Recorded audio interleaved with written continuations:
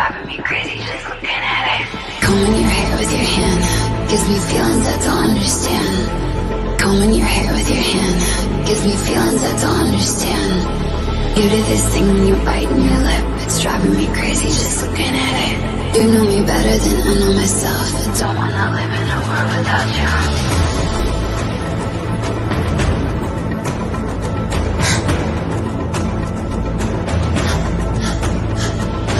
You do this thing when you're biting your lip. It's driving me crazy just looking at it. You know me better than I know myself. I don't wanna live in a world without you.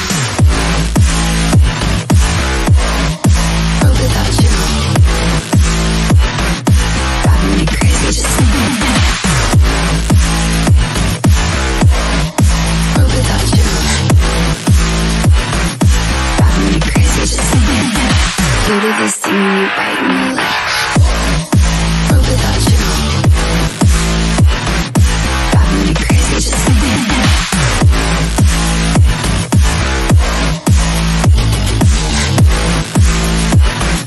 Driving me crazy just looking at it. Combing your hair with your hand gives me feelings I don't understand.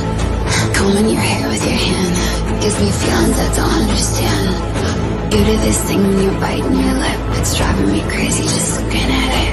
You know me better than I know myself. I don't wanna live in a world without you. You do this thing when I'm talking to you, like everything freezes and it's just too. You do this thing when I'm talking to you, like everything freezes and it's just too. You do this thing when you're biting your lip. It's driving me crazy just looking at it. You know me better than I know myself. I don't wanna live in a world without you. Give it to me like world without you. Just looking at it. World without you. Driving me crazy just looking at it. You do this thing when you're biting your lip. World without you. Driving me crazy just looking at it.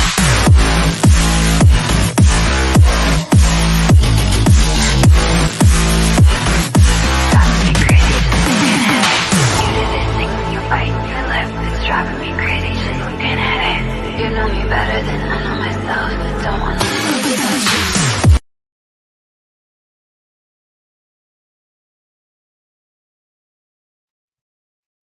Afternoon, everyone. Hope everyone's good. Yes, random as ever, I know. Just been doing a lot of checking up on a few things, obviously going through the news, transfers, whatever else and that. But it's just a couple of things that's gone on recently. Just crosses my mind, that's all. And we do have this problem with negative supporters, don't we? That as soon as someone doesn't see a positive side in things, they're negative, you got to flush it out. Just like the DEADWOOD, basically, just like some of the players that we need to get rid of. And there's definitely a few of them there we need to get rid of. But on the negative side, I suppose there's a lot of people who see life positive, a lot of people who see life more negative. I prefer to just try and call myself a realist. In the aspect being that for me to be positive about something, I need to see something to be positive about. I can't just live on hope, but that's me as a person. Other people can just live on hope. Being a Spurs supporter for what, nearly 40 years now. Talk about make yourself sound old. I'm sorry, over the past 24 years, yeah, I've become quite dark on it, quite negative on it, quite realistic on it. The fact that I struggle to see us going somewhere. I really do. And maybe at times I should be a bit more positive about things. Maybe at times a few other people on here should be a bit more positive about things. Maybe the other people who do YouTube are so-called negative.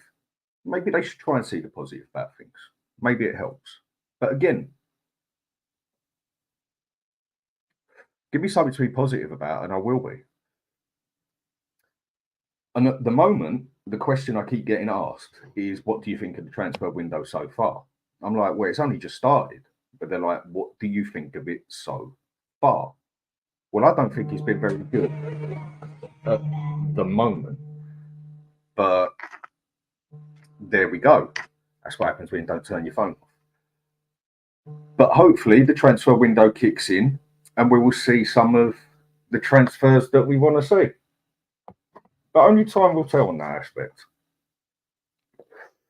But I've got a guest with me, someone who's asked to come on, obviously wants to have a chat. And Ian, how are we doing, mate? I haven't spoke to you for a little while.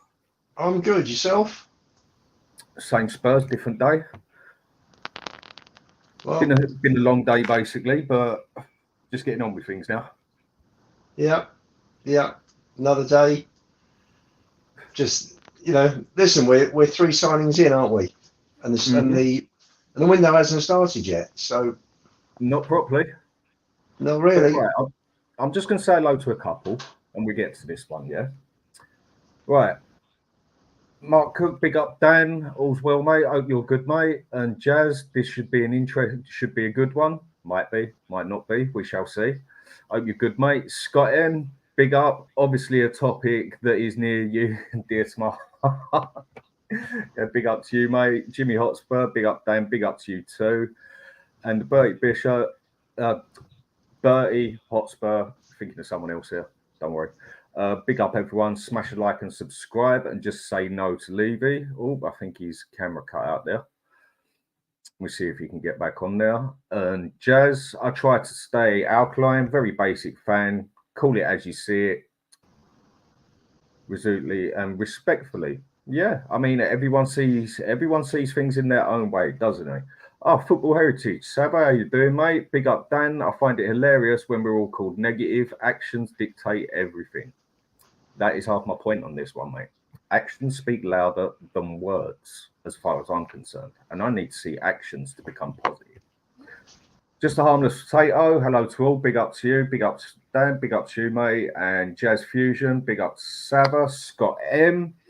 I will always ask, how long do the negative people have to get it right before it stops being negative and just being reality? That's what I call being a realistic. But some will say that's being very negative because you find it very hard to see a positive side in Spurs in life as such. Again, each their own. We've all got that privilege where we're allowed our own opinion. Destiny 5, big up everyone. And Savva, what you saying here, quick mate? Arsenal signing players like Calafiori. They are levels in the game. They are so far above us. It's unreal. At the moment, it's definitely looking like that. And George, big up to Dan, big up to you too. Last couple with mate, Renegade. Evening mush, big year brother. How you doing, Chad? That's how it sounds to me. And Ryan Mac, big up Dan and Chad, big up to you too. And Savva again, United in talks with Uruguay, Arsenal in talks with Calafiori, and Arsenal already in talks with Legit as well for a 40 million deal. And we go and spend 30, 40 million on 18-year-olds. This is a problem I have. And Savva again, just saying big up to Scott. Right, so Ian, you wanted to come on here and talk to me. I think that basically was down to the title I put on there, yeah? Yes. Okay. Let's. I'll let you say your piece. Go on, I'll let you say your piece, and I'll take it. Let's start with some of the comments you just come out with. Let's start with Calafiori. Why is he? He's going to see Romero and Van der Ven, Dragusin, who struggled to get minutes for half a season. Why is Calafiori going to come to Spurs? Unless Ange is going to change his system and play 3 at the back. It's a good start. It's a good start. He does play on the left though as well. Yeah. But he plays central, and he's had a very good season in Italy, hasn't he? So is he going to swap first team football wherever it is, in a top 5 European league, to come to the Premier League to be a sub? Not really, is he? Not to do his career any good, is he? Well, I wouldn't think so. And Arsenal have got two very good centre backs. So he becomes the third, doesn't he? I would have thought so, unless they intend to play him out on the left, because that is probably their weakest spot, isn't it? And we need the money for other positions. So I've got to agree to disagree on Calafiori, although he's a good player, and yes, you'd like him. And in the perfect world, you bring him in as a squad, as part of the squad member, because like City, they will have 4 centre backs, he ended up playing them across the back four, didn't he, at some stage? Mm. But we're not City.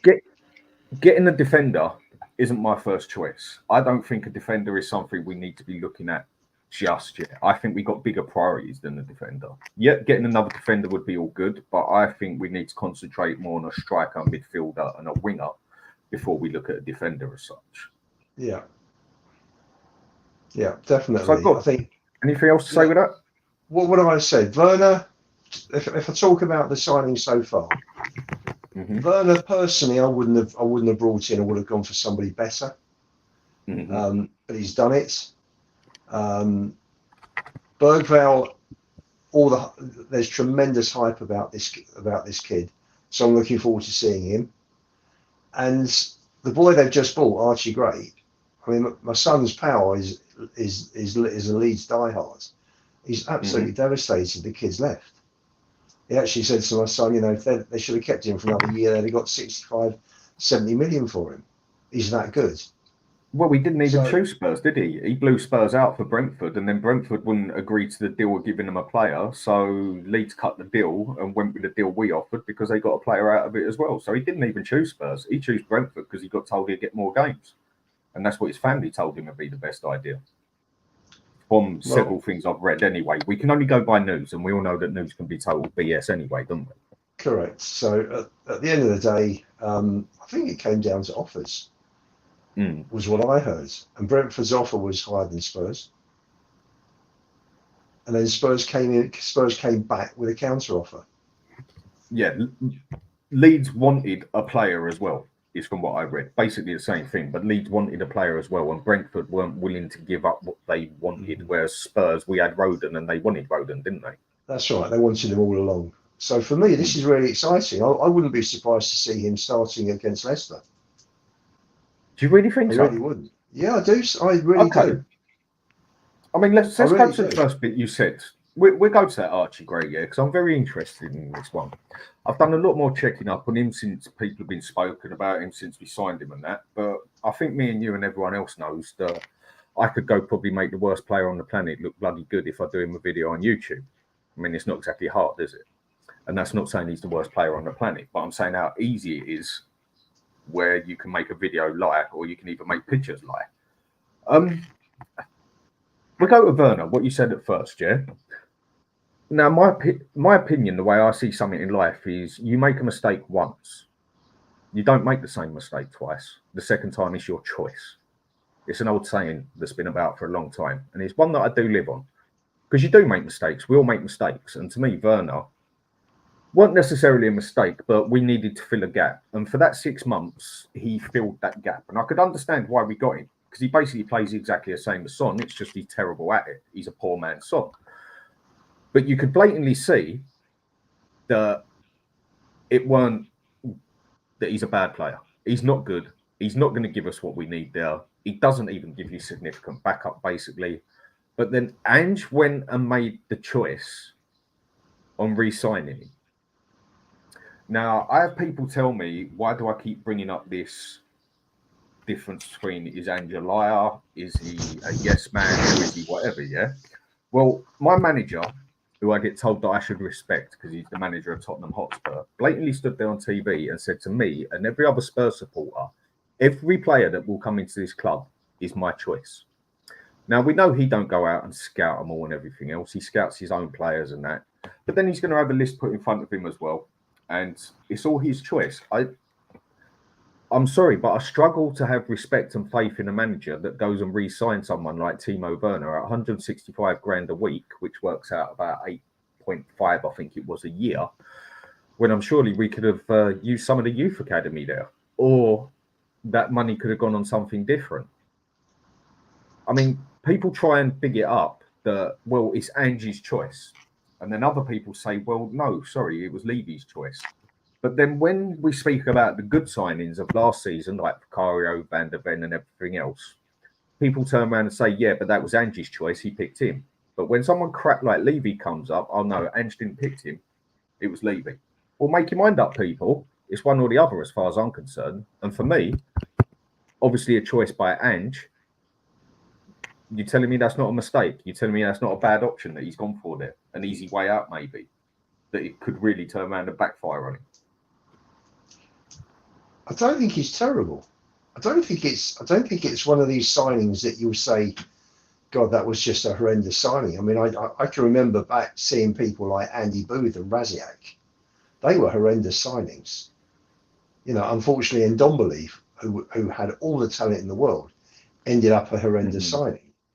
But Werner's stats weren't terrible before he got injured towards the end of the season. So I don't know. For me personally, he didn't do enough. But it's not the end of the world, the fact that he's re-signed. Okay. Let's go back 5 years, since his first season at Chelsea, he's been pretty goddamn awful. His stats are terrible. And then he goes back to the club where he was basically a god at before he went to Chelsea. Had another little injury, but then they played him a significant amount of games. He couldn't get it in the back of the net come love nor money, and they're basically willing to get rid of him out on loan and just get the player out. It doesn't speak high for the player, does it? It wouldn't look as a good CV, would it, if you were going to employ the person?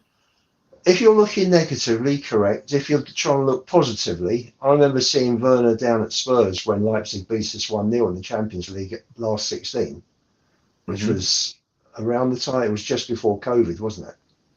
And, is that negative or is that realistic, though? I don't know.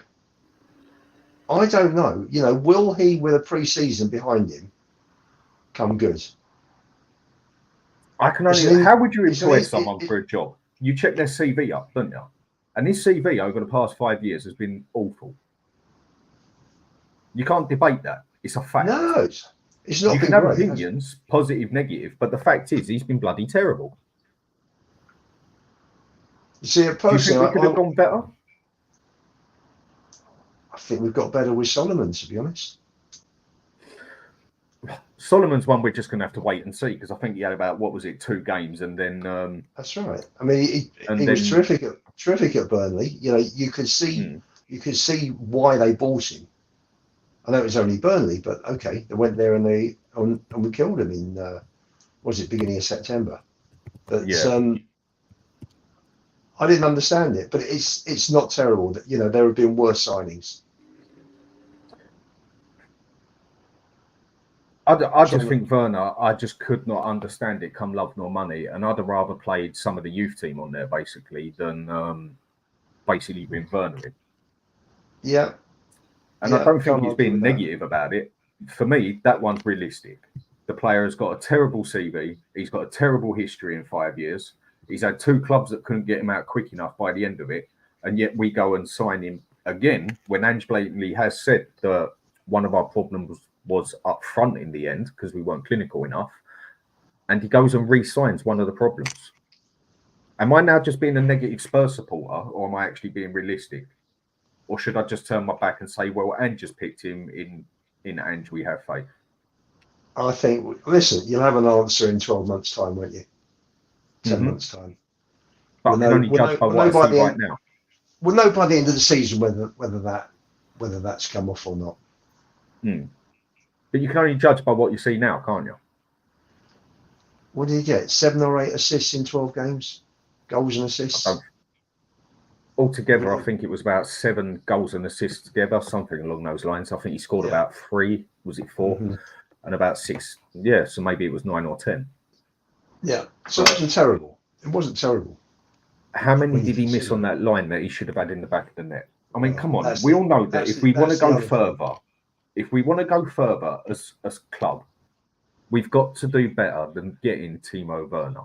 And for me, Levy don't go and get someone on loan at 165 grand a week. I don't think we're paying the whole lot, Dan. I've read on a lot of things we are. I've read on other things we're not. So it's take it with a pinch of salt, innit? Yeah. Even if it's half, it's sort of 4 million plus. Which it's still a lot. Not in today's market. But it could have done. But it hasn't. So you just got to accept it and say, well, I really hope it comes off this season. Okay. He's going to be a squad. He's going to be a squad player. I can't see him being first 11. I'd hope not, but again, it's just what you said there. I've got to accept it. I haven't got to accept anything. No, of course not. Okay, you can't change it. No, that's what I mean. No, I didn't say agree. I didn't say agree with it. I said, but at the end of the day, as Spurs fans, you accept who they come in because you're not going to change it personally, are you? You're not going to walk into a club and tell them who to buy and who not to buy. But we'll see. We'll see. It's one of those. Would I signed him on for another year? No. But the fact that they have, could it be successful? Yes, it could. I just struggle to see how when I look at his CV. But that one, you're right. Only time will tell on that one. But for me, that looks like someone who just made the same mistake twice. Because I just cannot see any positives on re-signing a player that has got that much of a poor history on it. But he's seen something. He's seen something, hasn't he, Ange, that he likes. He watches him in training every day. He's seen something, obviously. Otherwise, he wouldn't. Why would he? You look at the players; they're clearing out players. There's no doubt about it. Players that don't fit the system. There's been quite a few that have gone in the last year. Mm. So that just went funny. Go on. He obviously likes him, Ange. Otherwise, he wouldn't have taken him on for another year. It's a bit of a deep one to put some faith in, though, isn't it? Because I think another one, if Ange, for me, isn't doing things by Christmas and got us at least within 6 to 9 points of fourth place, I could see him quite easily being gone at Christmas. Because, again, that's something that happens very regular at Spurs, isn't it? So putting your faith in someone like Timo Werner is a bit dangerous, isn't it? I think we've got to wait until August 30th and see who's come in before, and at that stage you'll be able to look at the overall story, and you'll see where Werner fits in. I think at the moment, without knowing who they're going to sign, and I'm sure they are going to sign one or two players between now and the end of next month. I would hope so. It's just the names that keep coming up, basically. Right, I've got another guest who asked. Come on, Savva, how you doing? I'm good, mate. Can you hear me? Yep, can hear you fine. Yeah, I've not put the camera on, so I've just come in from sunbathing. Sorry to rub it in, but no one needs to see me right now, if you know what I mean. Yeah. So just say, listen, I put this on because I saw the title of your video, and it's something.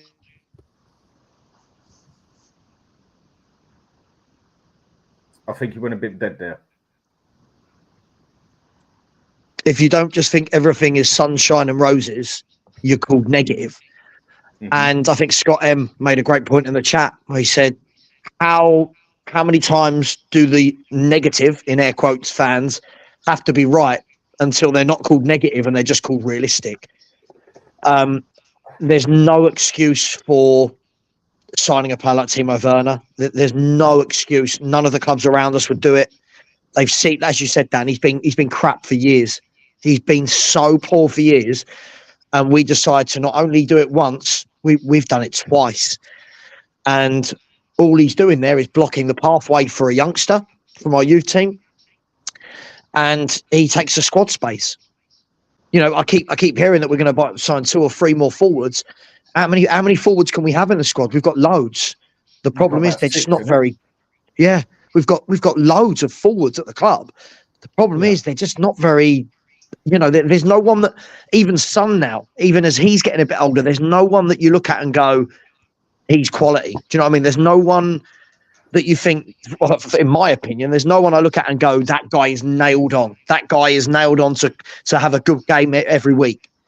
And unfortunately, that's realistic. That's not negative.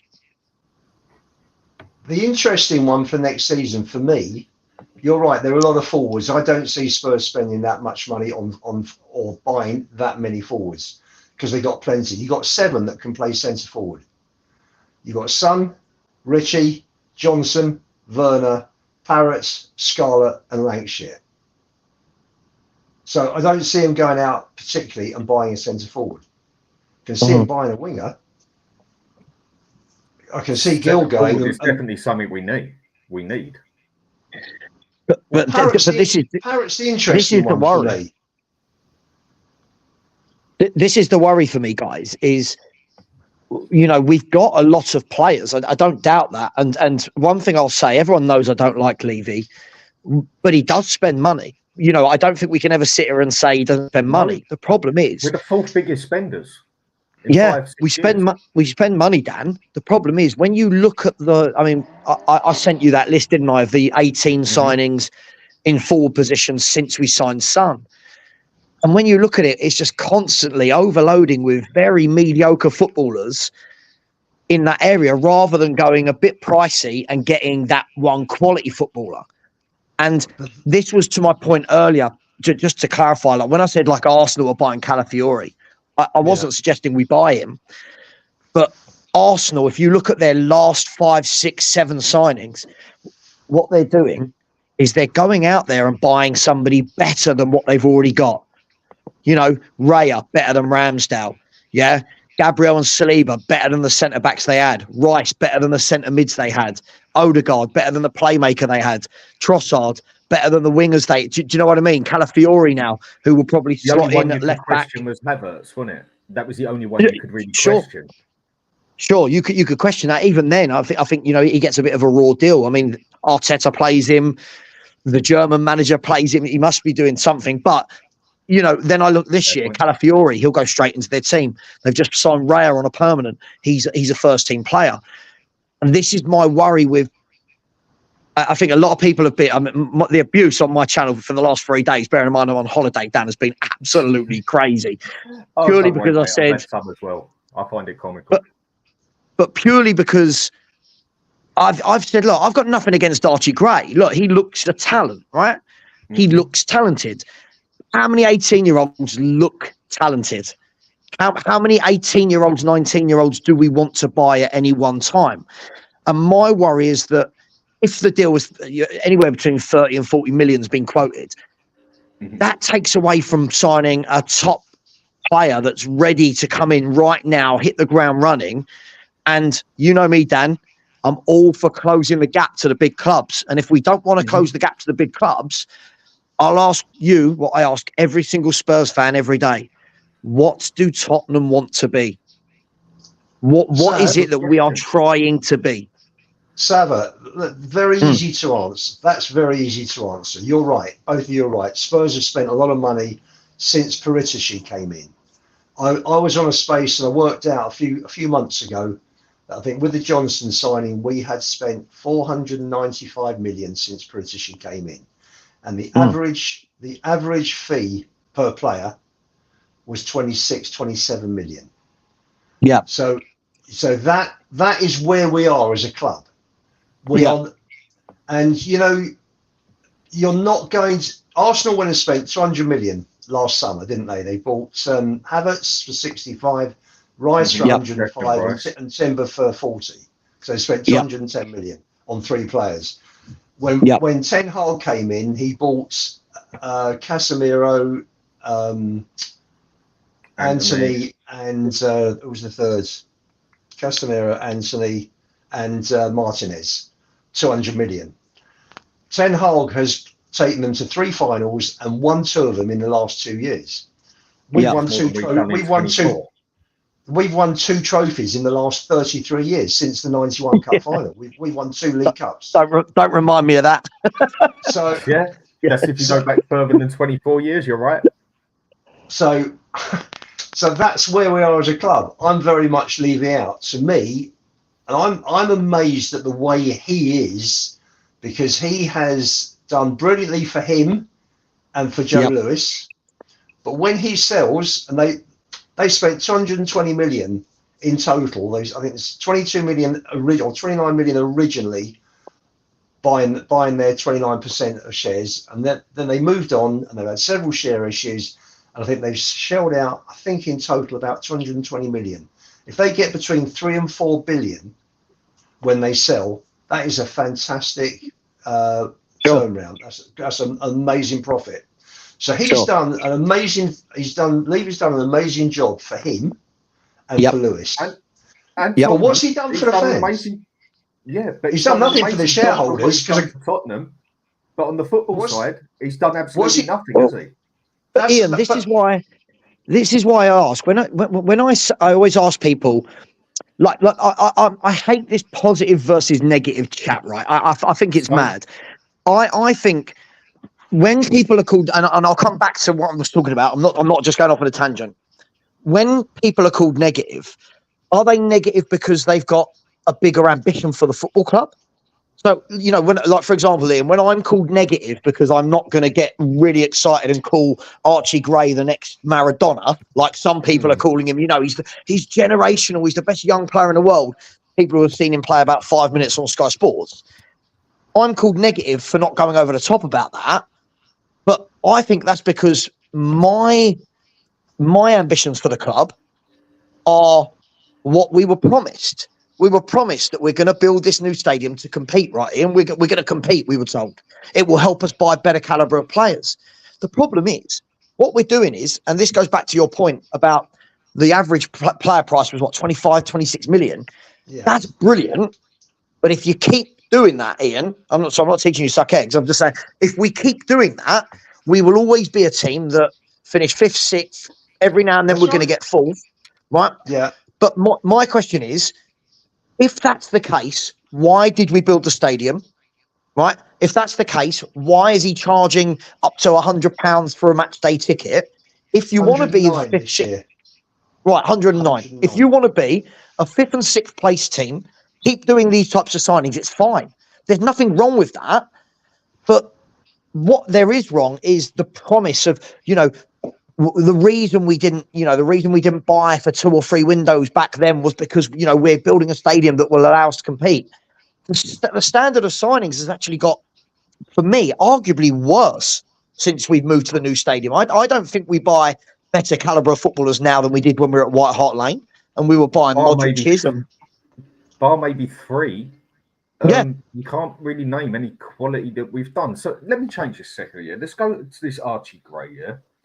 Now, whether it's positive or negative, whether it's realistic, whatever, yeah, people do love to label you as something these days, no matter what, yeah? It's the easiest way. I mean, we might as well change football to fucking politics, yeah? Because it is pretty much like that these days, isn't it, yeah? If you disagree with this one, you're far left. If you disagree with this one, you're far right, or all the bullshit that comes with it. We might as well just put football as politics, ball, whatever you want to call it, yeah? But I do see the positives in this Archie Gray. He looks very good. He looks like he's got a hell of a lot of potential on him.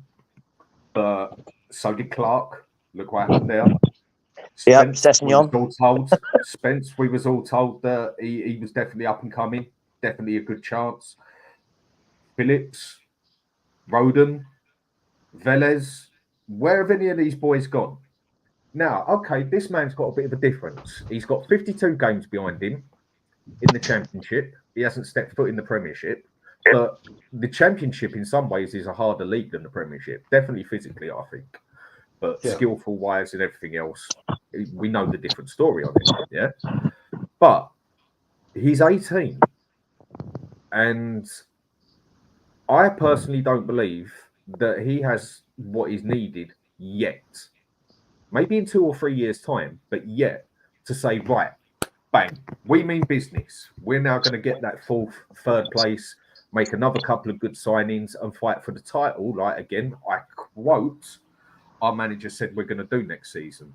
He didn't say he wants to. He said we are going to. That's the difference, yeah? I don't see through buying 18-year-old players how you're going to do that. And I would have rather put that 30 million and another 20 million, which could have been Werner's wages, onto that 50 million that we're meant to put up front for Eze. Let me put this. That's a player that can do it now. Go on, Ian. Dan, let me put this shit. Everybody wants success straight away. We all want to go and we all want to be challenging. For me, as a Spurs fan, listen, I've been following Spurs since my first game was 65. So I haven't seen them win the league. I've seen them finish 3rd. I think we finished 3rd in 71, 3rd in 85. I think 3rd in 87. And then not much else until Pochettino came. So we haven't been a league team that have challenged. We had those 2 years with Poch that were fabulous, and I think he is overall from what I see on social media and all the conversations that have been going on with his problems with Chelsea. I think Poch was very undervalued and very underrated. I don't think, or rather underappreciated, I think, for what he did at Tottenham, because for him to take us to a Champions League final, I think was absolutely phenomenal. And people can talk about a bit of luck here and a bit of luck there, but he had no backing. He had no backing. For those 18 months, he was promised all the transfer fee, all the money for 7 players that he wanted rid of, I was told. And the fees placed on those 7 players were too high, so he didn't have any money to spend, and we went 18 months ultimately without spending. But coming back to youngsters, so my point is, are we looking at building this? Is Levy looking at Ange and thinking, right, definitely for the midterm? So it doesn't happen. If we're building like Arteta is building, there's every chance Arsenal will go and win the league next year. They've been very close the last 2 years. There's no reason why, if they strengthen a bit more, and they probably need a centre forward more than they need a centre half. Definitely. But they're not my worry. But the way that they finished 8th, 5th, first 3 years. And we finished 5th in Ange's first season. And I think we underachieved because of the style of play that he brought in. I think we threw away points we shouldn't have done. And to finish 2 points off, 1 win. That's all it would have taken. If we'd have beaten Villa at home, that would have been it. If Arsenal beaten Villa and won the league, we'd have been in the Champions League. It was that close. Well, so for like me, I said, just sort of finishing off, Dan, I think if you're looking at it and you're thinking, right, this is Ange's second year. If you look at it as a 3 or a 4 year plan, then all the youngsters start to make more sense. And if you look at the kids that came through from other clubs last season, you've got Kobe Mainu and Adam Wharton, who are both with the England squad now. You've got Hinshelwood, who was terrific for Brighton at fullback. There's just 3 off the top of my head. I'm sure there are loads more. Look at the kids that Liverpool had. You had the kid Bradley playing at right back several games. Can I just interject a little bit here, Ian? I think the key thing for me, and I know Mr. Box Office is going to agree with me immediately on this. The problem is when we keep talking about 3 or 4 year plans, how many 3 or 4 year plans can we have? I mean, we've had 24 years of this now, and I think the problem is when you get young players. Look, there's nothing wrong with young players, and by the way, this isn't a dig at Archie Gray. I've got no problem with the lad himself, right? This is what we've always done. We keep buying these young players, and then what I see posts on social media where people say, we've got the best collection of youth players. In 3 or 4 years, they're all going to be magnificent. The problem is, you and I both know, Ian, that's not how football works. There's nothing to say that all these young players will all develop at the same speed, at the same time. There's nothing to say that they'll all become good. Some will get injuries, some will fall away. Some won't be given an opportunity in the first team because there's so many of them now that you can't blood them all at the same time. But this is the problem. When you've named other clubs there, like you named Liverpool can put those youngsters in because they're playing with world-class players around them like Mo Salah, Virgil van Dijk, Andy Robertson. Yeah. Spurs are bringing through all these young players, but who are they learning off? Like, who are they going to learn off? We can't just keep buying young players. And listen, I get it. People want to be positive. Not you. I'm not saying you. I get it. People want to be positive, right? And as I say to everybody, you can be positive for positive's sake. That's fine. But as Dan said earlier in the show, if the actions don't match the positive words, then it doesn't actually matter. It's just a positive opinion for a positive opinion's sake. This club, right? The difference between us, you mentioned Arsenal there. The difference between us and Arsenal, where they're building, Arsenal are dropping players like Yuri and Timber into the club. Arsenal bought Odegaard, who's class. Arsenal went and got Gabriel and Saliba, who are brilliant centre backs. Arsenal went and bought Ben White, who, whether you like him or not, is a top quality defender. Arsenal bought Partey, Rice. Spurs aren't doing that, mate. This is the problem. When I keep, sorry, I know I'm on a bit of a rant now. I keep seeing people say, well, look what happened with Arteta in his first couple of years. The difference is Arteta's backed. The difference is Arsenal aren't going out and buying every 18, 19-year-old and pretending that they're all going to come good. Arsenal are dropping proper footballers into their 11. And they're stuck with their manager as well. They stuck with their manager as well. At the end of the season, when they lost the championship, said, oh, by the way, we're still sticking with the plan. Yeah. First couple of years, sorry to interrupt you, but Mr. Box Office needs to say something. You know what I mean? Because he needs to unleash. And he's been gagging for it and jumping at the bit. The point is, yeah. I've just heard that this is going to be a 4-year plan. Yeah. What have you heard from Scott Munn yet? Have I heard from Scott Munn telling me what the plan is for the 4 years? Have I heard anything? No, I haven't.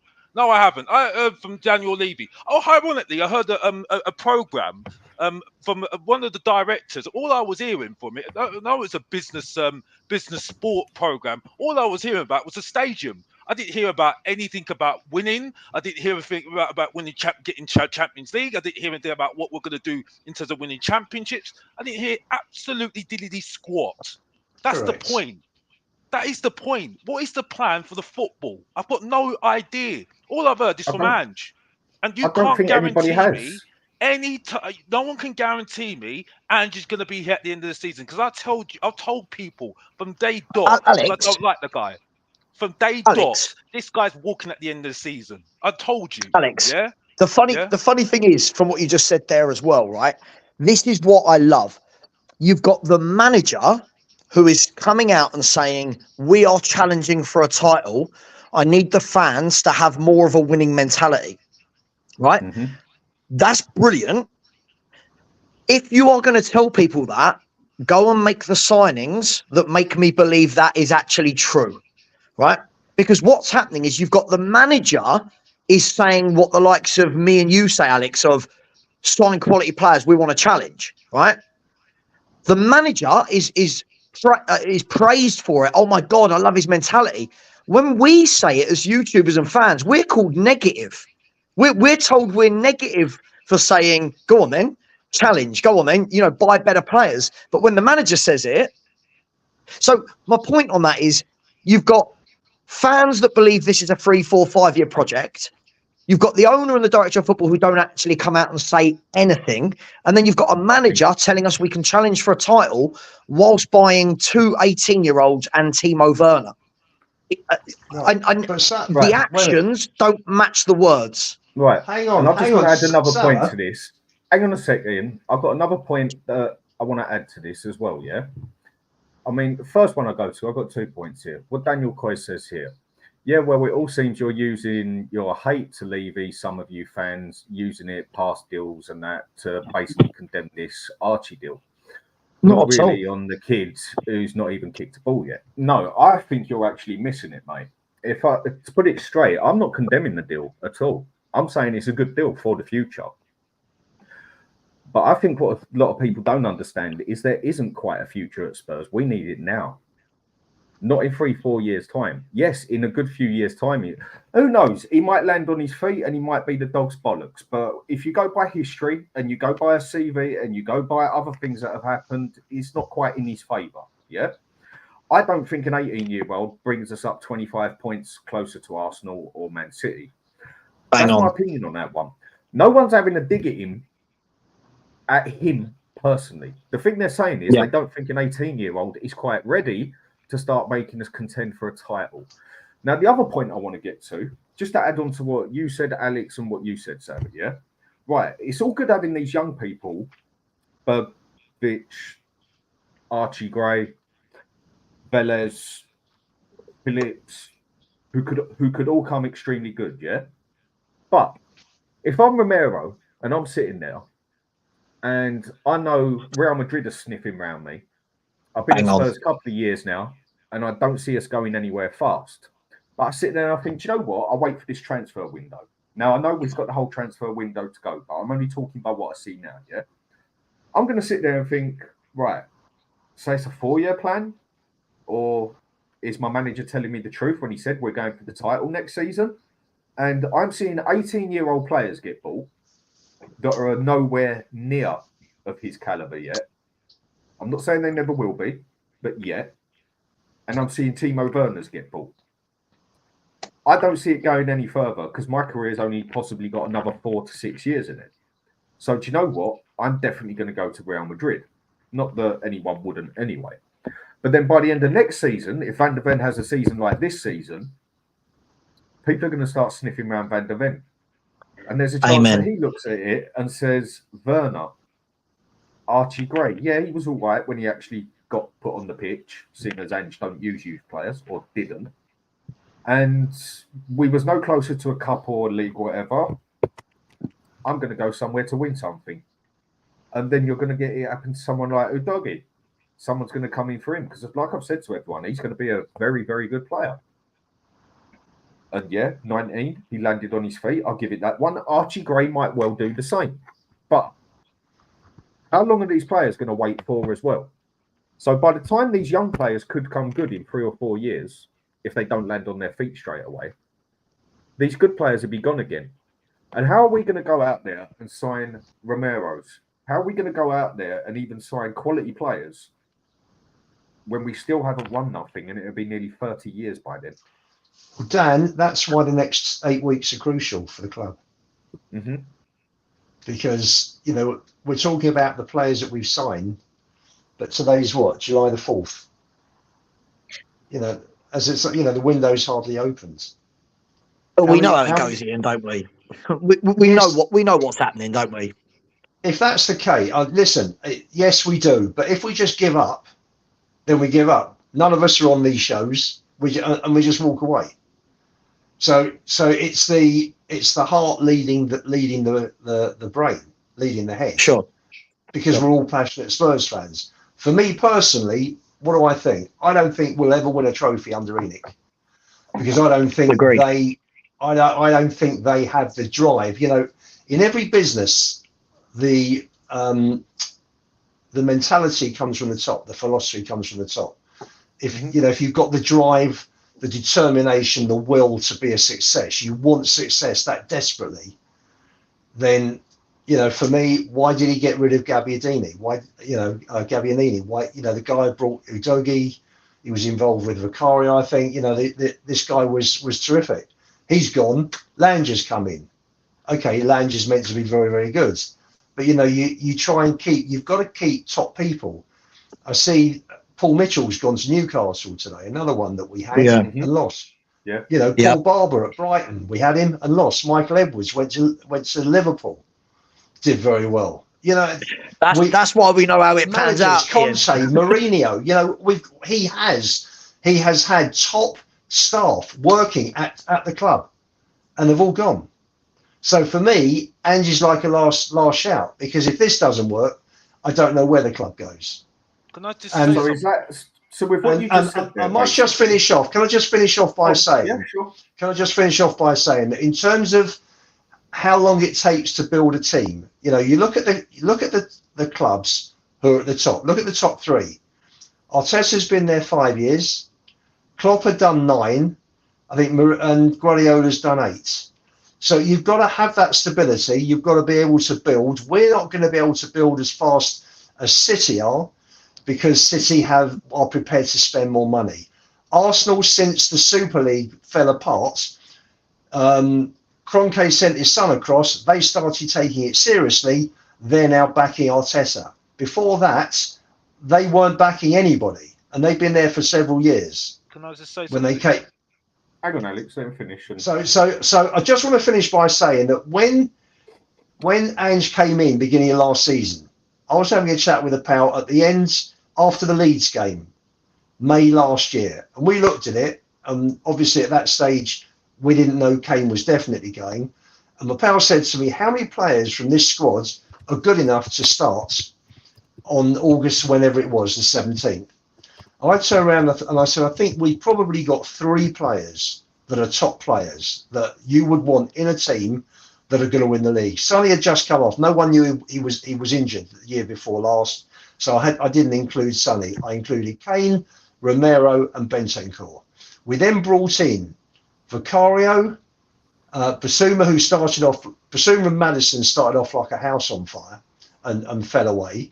Vicario, Udogie, Van der Ven, who all improved the team, all improved the first team, no ends. And Brennan Johnson, although that we paid far too much money for him, I think will come good. And I do think he'll come good probably as a centre forward because that's his best position, not out on the wing. But in terms of building a team, from where we were at the end of 22-23, we had 3 top players in the team. The team improved in terms of the number of good players in the first team. We've got to build a top 11 and a squad. It takes years. It's not a 12-month thing. Okay. You can't expect Ian, we hear this every summer, start don't we? challenging. No, But Ian, we hear this every summer. No, but last season showed a big improvement on the previous season. I don't Did agree with it? that. Did it though? I don't agree. I don't think it did. We let in. I think 2 goals less. 2 goals less. 3 less.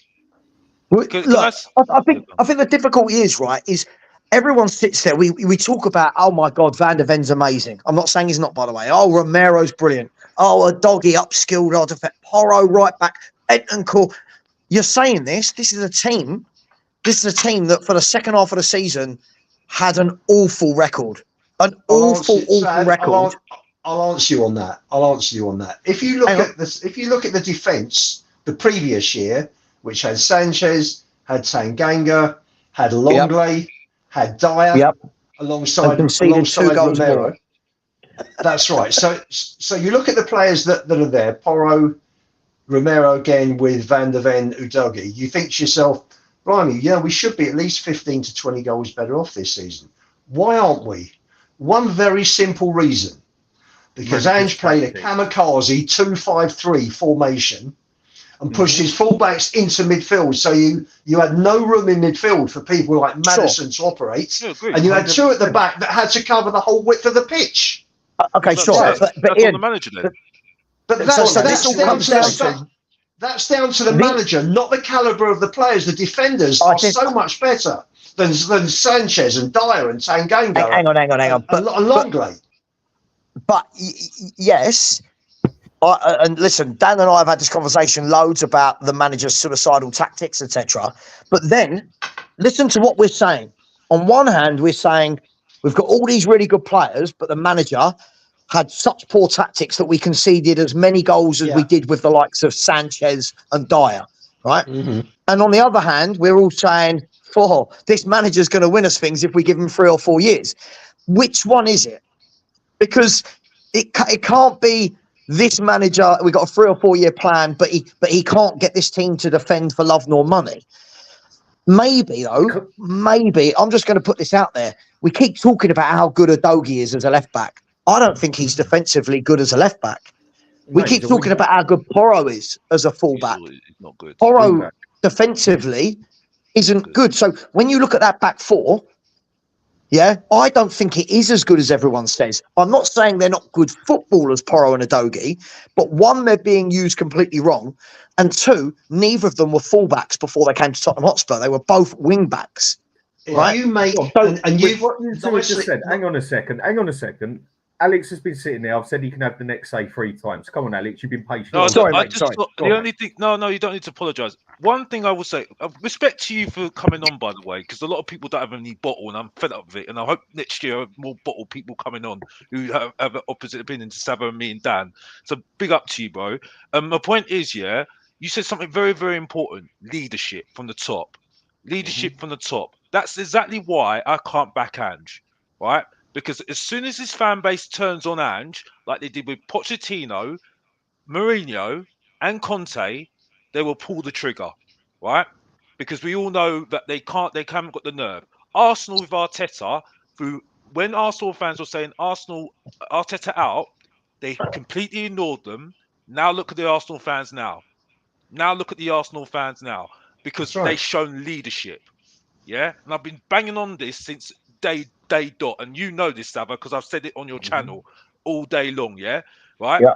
And I've said it on my channel, Mr. Box Office TV. If you'd like to subscribe, if you don't know, get to know. But my point is, yeah, right, that's the problem. I know exactly. As soon as Ange is in trouble again, right? Because he saw it last season. He saw it last season, and when problems started happening, you saw how Ange was starting to act. Nothing was going well. He was getting all a bit shirky and everything else. No one can tell me that this guy is not going to be in trouble next season. Yeah, the only way he's not going to be in trouble next season is if he gets Champions League, and we all know Champions League is nothing to us right now. It's only about trophies. Yeah, And with 2 games a week, Alex. Pardon? Yeah, 2 games a week. And with 2 games a week. 2 games a week as well.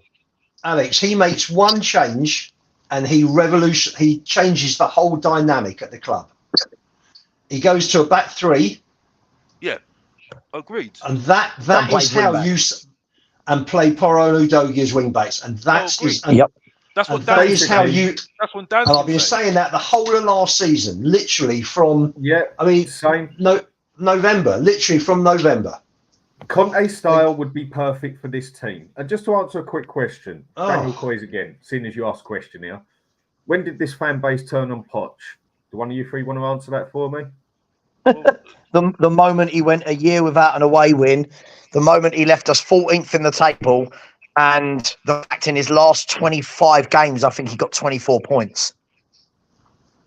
I'll answer you on that. I'll answer you on that. Firstly, the way Poch played, you need to keep changing players because it's such intensity, and he didn't get the backing. And his interview when he was in tears after Amsterdam, that fantastic night, he looked like a guy that had been broken. He looked like a guy that was so frustrated that he battled the odds. He'd had no backing. He had to keep playing players that he didn't want. He couldn't refresh. We weren't playing at home as well. Remember that. Sorry to interrupt you. We were playing at Wembley for 2 seasons as well. Remember that as well. That's right. That's the thing as well. Correct. That came at the wrong time. Sorry to interrupt you. And he did a most amazing job getting us to Madrid with what he had. And that would have broken most people. And I think he just had enough. I think he'd run out. I think, and he went into the next season with pretty much the same team. And of course, players are getting older. They've got more mileage in their legs. They're less and less able to play the way Poch wanted. And all of a sudden, you're 14th. So it was no surprise. It was no surprise. I think he was very unlucky with. By the way, I wasn't knocking. I wasn't knocking Poch. I was just saying. Unfortunately, when you do have, look, the Champions League run, we can look at all the other stuff aside. The Champions League run really did deflect though from just how poor we were doing in the league for a very long time, which is a good distraction. But I agree with you. He looked like a guy that is like, what more can I do? And that's right. This is why when people say it's going to be different this time, I don't know if it is. I don't know if it is going to be different. Another question to ask you quickly, Ian, is with everything you said there, I took the whole lot in and I agree with it, yeah? You're saying that basically Ange is make or break, isn't it? Personally, I think Pochettino will be back at the club this time next year. Okay, but you're saying... because he won't change his style of football. Yeah, so he's make or break, basically. If he changes to a back 3, then I think he'll find success, more success. I think the club will do better over the course of the season than we did this year. But we all know he won't do it. I don't think he's got the mentality or the capability to do it. No, I think rate this manager too highly. I think he's good at certain things, and at other things like learning and adapting, I think he's absolutely terrible. I mean, it wasn't until two games towards the end of the season that he actually noticed what I'd say 3/4 of the fan base noticed, and that was that zonal marking does not work. We need to change it. He even had it put to him on a bloody plate, and he blatantly said it to the press, like, "Oh, I know, but just forget about it. It'll go away. I'll sort it out another day." Yeah. Is that just a negative attitude? And with you saying also that basically Ange is our last call on it, that's a bit of a negative attitude to have as well, isn't it? Aren't you just meant to sit there with all lights at the end of the tunnel saying, "Don't worry, people, this will work. This will work." All right, Dan. Let me put this. My That's feeling not is necessarily that, aimed at you. That's people in general. no, of course not. How do I feel about this? I feel that you saw the problems we had getting a manager in, and we ended up with Nuno. Nuno came and went. It wasn't the right fit. I think it was something like 8th or 9th choice. Conte came in, and everything Conte said in that rant after Southampton was 100% correct.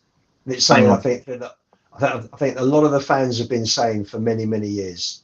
At the end of the day, you've got to have people that want to gamble. You've got to take risks in life. In it, don't take risks. To get a chance, you've got to make a chance, haven't you? To make a chance, you've got to take the chance. Yeah. And I think that at the end of the day, you bring in Postecoglou. He's had success wherever he's been. Listen, he hasn't managed in a top 5 league. That's not his fault. That's, he comes to Spurs. In a top 10 league. No, but whatever he's done, he's been successful. So you want people with you mentioned about Werner and the CV. Well, Ange's CV is superb. If you're going to look at it that way, then his CV has got success written all over it. So you think to yourself, okay, maybe I disagree with that one. Yeah, I can have a CV with success all over it because I was the dog's bollocks at the deputy manager at McDonald's. That don't mean I've got a good bloody CV. Yeah. As far as I'm concerned, if some people consider it disrespectful, whatever, I couldn't care less. I say it how I see it, yeah? Scottish League is ranked lower than the bloody American League. And God knows where the Japanese and Australian League come, who would even be able to have a guess, yeah? Majority of people, I know there's people out there who can't even name the 12 teams in the bloody Scottish League, yeah? Whereas you want to talk about winners, we had 2 of them. We had one of, if not the greatest manager the world has ever seen, in Mourinho, who has done it at every big club he's been to, won everything at every big club he's gone to, and won fuck all at Spurs.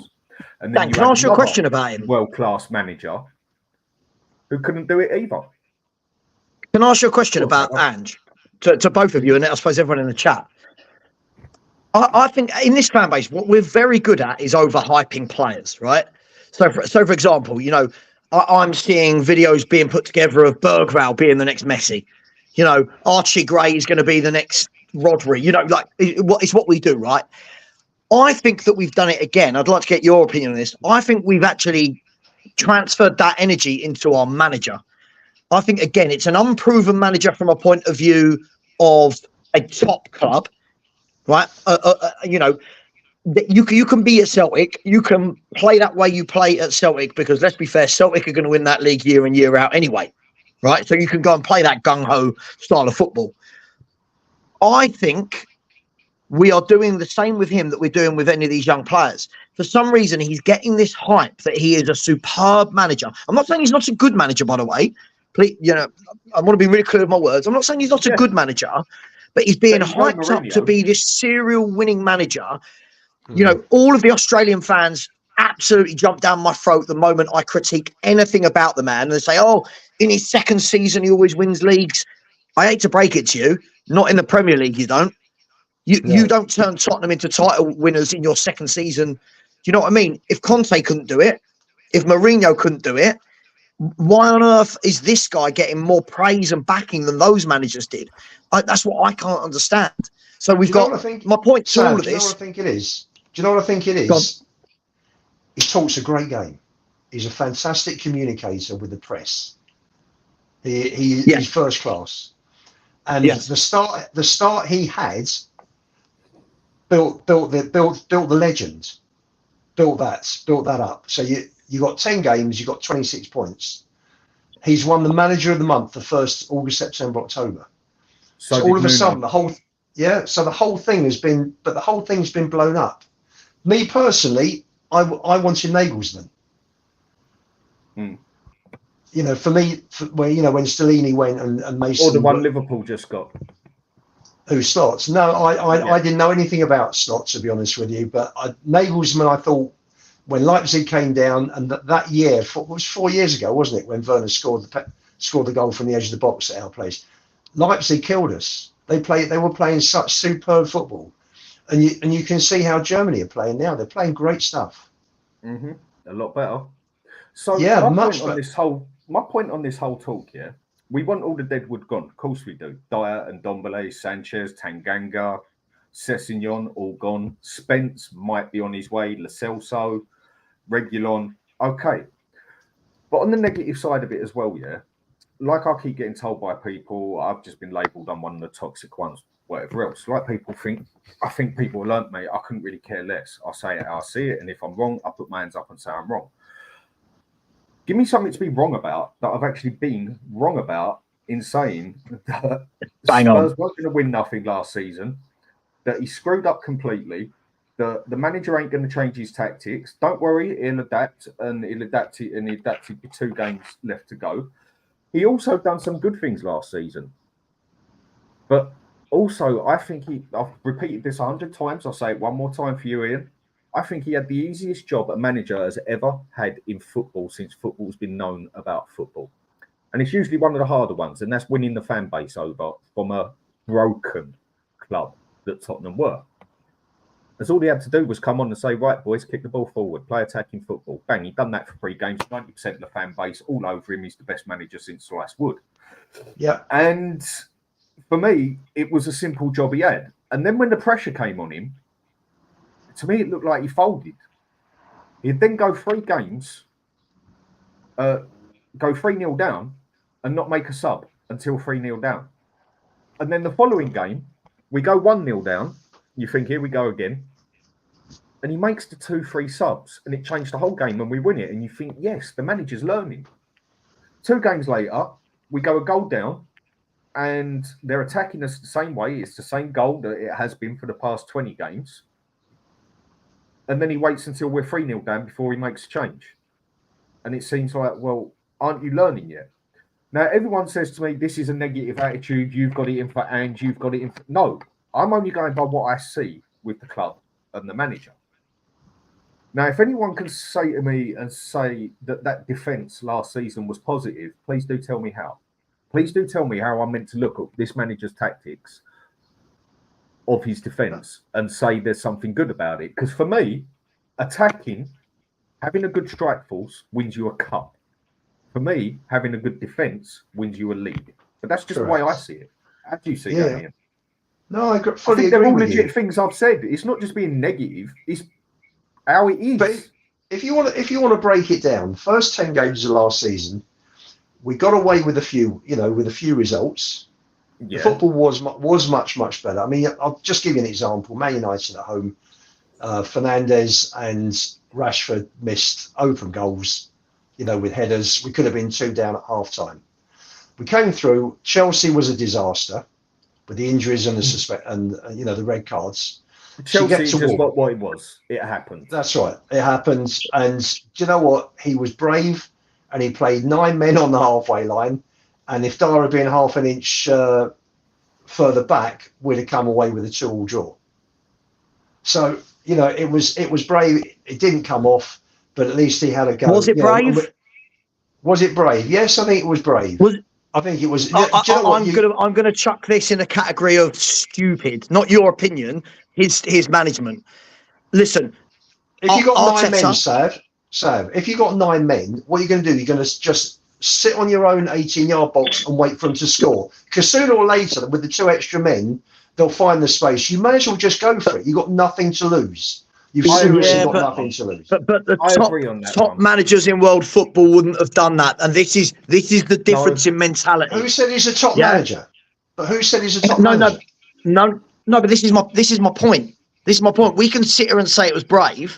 At the end of the day, we're saying, just invite them, I'm not saying sit 9 men on the edge of your box, but the tactics the tactics that he deployed literally said, attack us at every opportunity you get.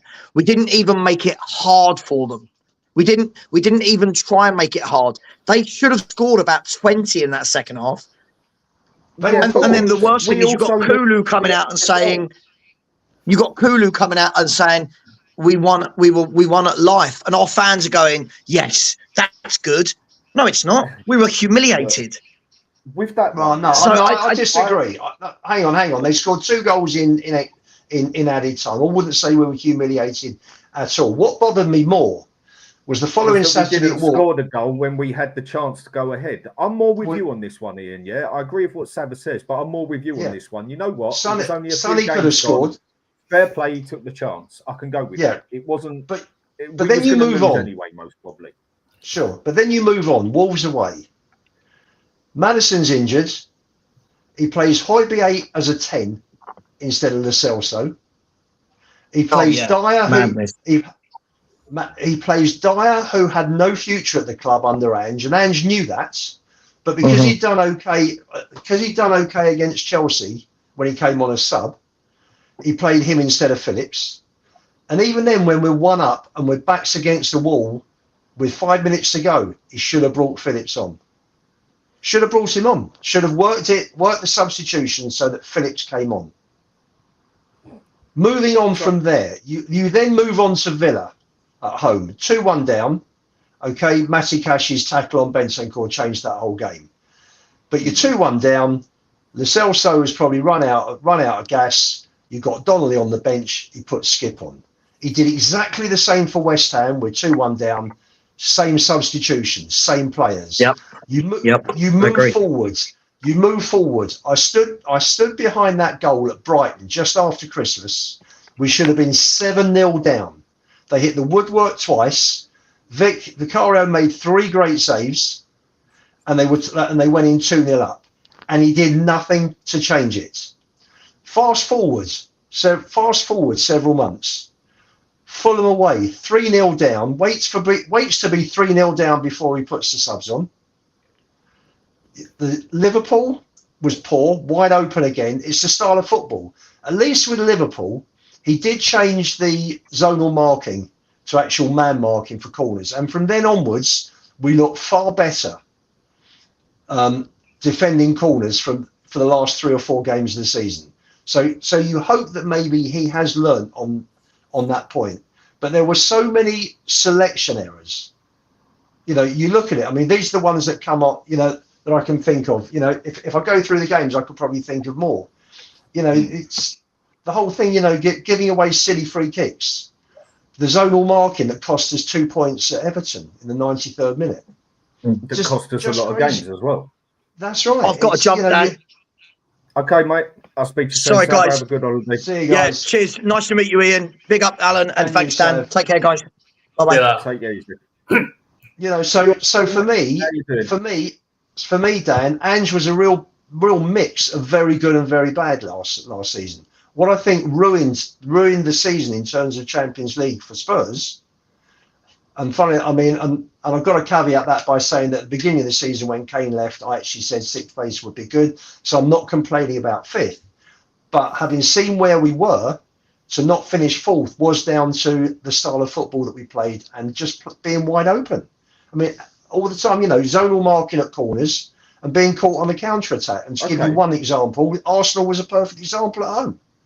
Okay. All 3 goals. Wolves as well. Wolves at home as well. Alan, I'll come to you after this one, mate. Good to see you, fella. How you doing? No worries. I'm good. Obviously, good to see you, Ian. Hi, Alan. Obviously, thanks for having me on, Dan. Appreciate it. You're always on. Always someone yours. And hello, everyone in the chat. Go on, Dan. I'll let you finish and then I'll come. Right, you've got a question here, Ian. I've been waiting for a while. It says here, Ian, I forgot to ask. Do it. Let me start again. Right, Ian, I forgot to ask. Do you think? I think he meant to say it is fair that whilst we are in transition under Ange, that Levy putting the prices up puts more expectations on Ange.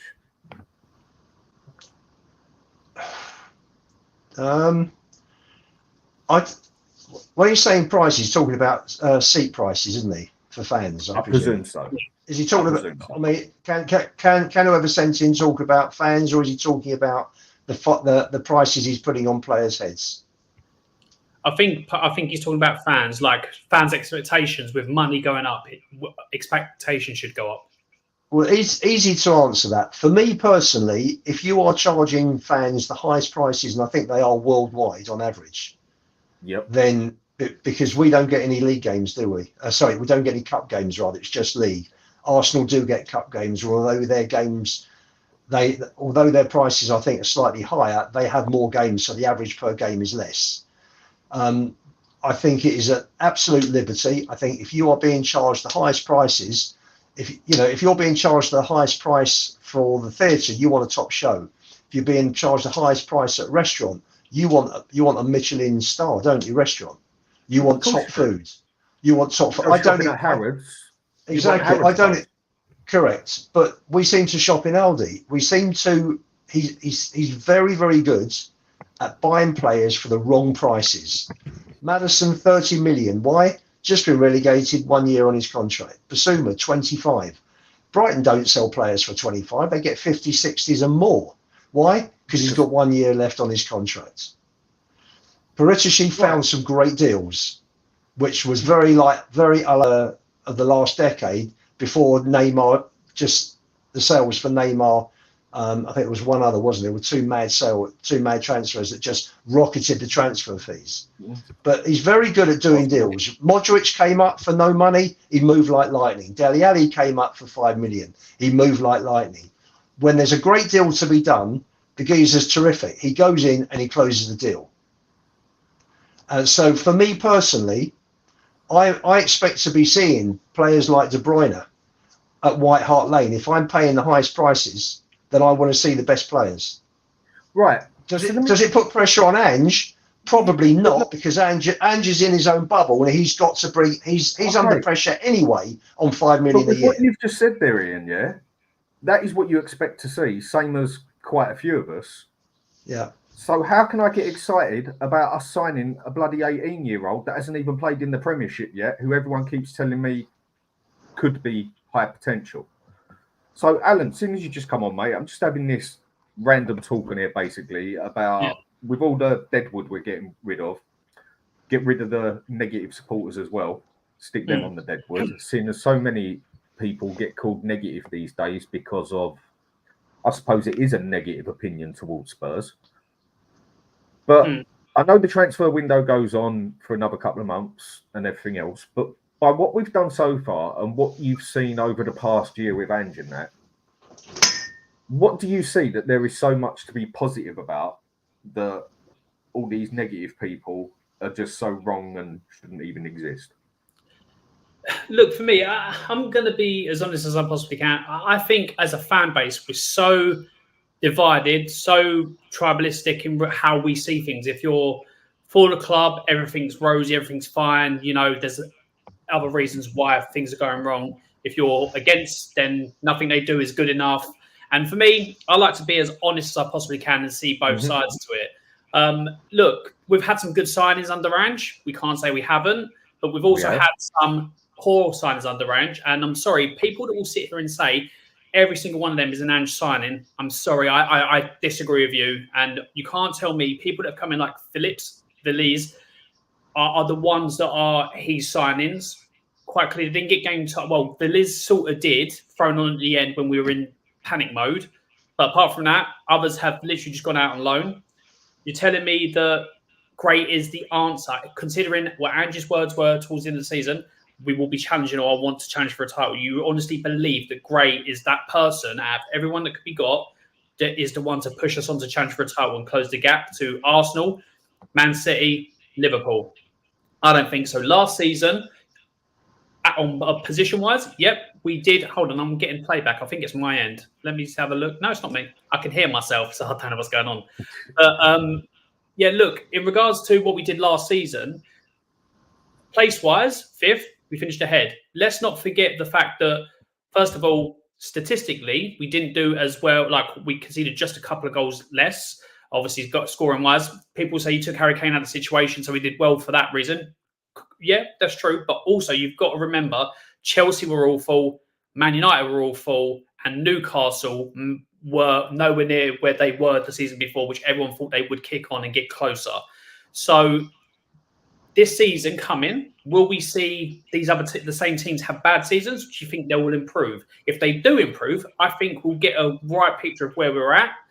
Do I believe that this is the team or the signings at the moment so far in this window to basically say that we're going to get closer to the top of the table? No, but we still got a couple of months to go. We could still get like an Eze, Tony, or these type of players that will come in and improve the first team. So I'm not going to throw baby out with bathwater. I'm going to be as balanced as I can. I will react with the signings we get, like my honest reaction. But what it is in this transfer with this fan base at the moment is if you are Ange in, nothing's wrong. He doesn't do anything wrong. He does it like blah, blah, blah. If you're Ange out or Enikin or leave it like that way, you can't see things the opposite. I back Ange. I think if you give him the tools to do the job, the tools for him to do the job, not club signings, none of this, we've liked this player for 2 or 3 seasons, we're going to get him in for you because you think he's great, and Ange is going, okay, I'll say it's my signing, but I don't know, not for me. But when you've got a manager making mistakes, you can call him out on it. I believe Ange will have success given the right tools to do the job, but when he makes mistakes, there's people that won't criticise him because we've got to protect Ange because he's playing good football and stuff like that. Do I like the football he's playing? I see the idea. Does he have the quality to get the best out of that system? Absolutely not. You have to improve. And then when you have people like Gray coming in who has potential for the future, does he make that, like Man City play a similar type of style, but they have quality that can keep the ball, position themselves better, that have the mentality throughout a game to, that can focus on the game for 90 minutes and be in the right position, dictate play, keep the ball, rotation, transition, all that type of stuff. We're bringing in people that I don't think can do that yet, maybe for a couple of seasons. That's why I'm saying if you're going to challenge for the title for now, you have to buy players for now. And the fact that rather than a Gray, you bring in, let's just throw a name out there, a Paulinho that can be in the right position to assist the defence, break up play and pass the ball and get on with it. And Eze on the wing that can keep to the wing, go on the left-hand side, come inside. Due looks talented, the youngster that we're looking at, but can he do it? I think we need to have, if we're going to challenge and push on for next season, you need the quality now to be able to push on and challenge. Yes, you can build in the background, Bergvall, Gray and all that, but highlighting these players and getting these players in now as the paramount, I think is a mistake.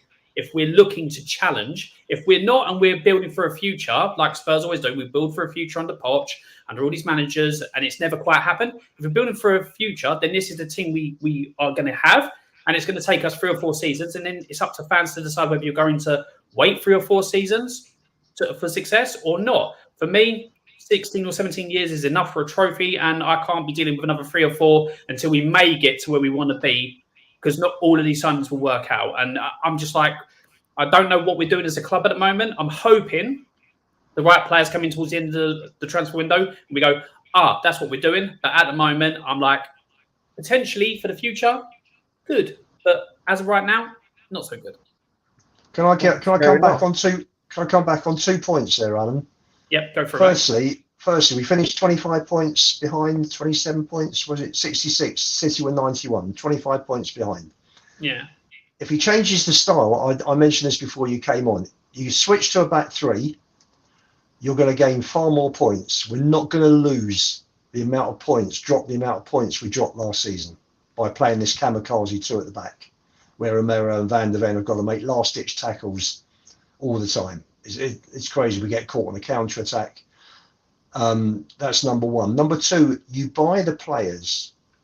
If you want a player, they will have a whole list of players that they think are suitable for the club. As and when those players become available, and the transfer window has different areas. You've got PSR, so you've got clubs that had to sort out their finances by the end of June. Leeds were one of those. Spurs were looking at Archie Gray. Dortmund wanted him a few months ago. I mean, Dortmund haven't got a bad record, have they, with Bellingham, Sancho, bringing in kids that they see. It's how they've always survived. That's right. So for me, you get the players when they become available. You don't say to yourself, great, well, let's go and buy an Eze and let's go and buy a Tony, and then we'll come back to Archie Gray, because by the time we come back to Archie Gray, he's gone. So you buy the players when they become available, because these boys come up, and if Gray is as good as the hype, he's going to be in our first team very, very quickly. Very quickly, because we suffered badly. Basuma wasn't good enough last year. Højbjerg wasn't good enough last year. Sarr and Bentancur are not sixes. And Maddison certainly isn't. So we don't even play with a six. Well, I think we don't. What we use is a box-to-box. And this is off a question that was put on here earlier that I started. And that's what I'm trying to do with keeping up with the chat, which is practically impossible at times.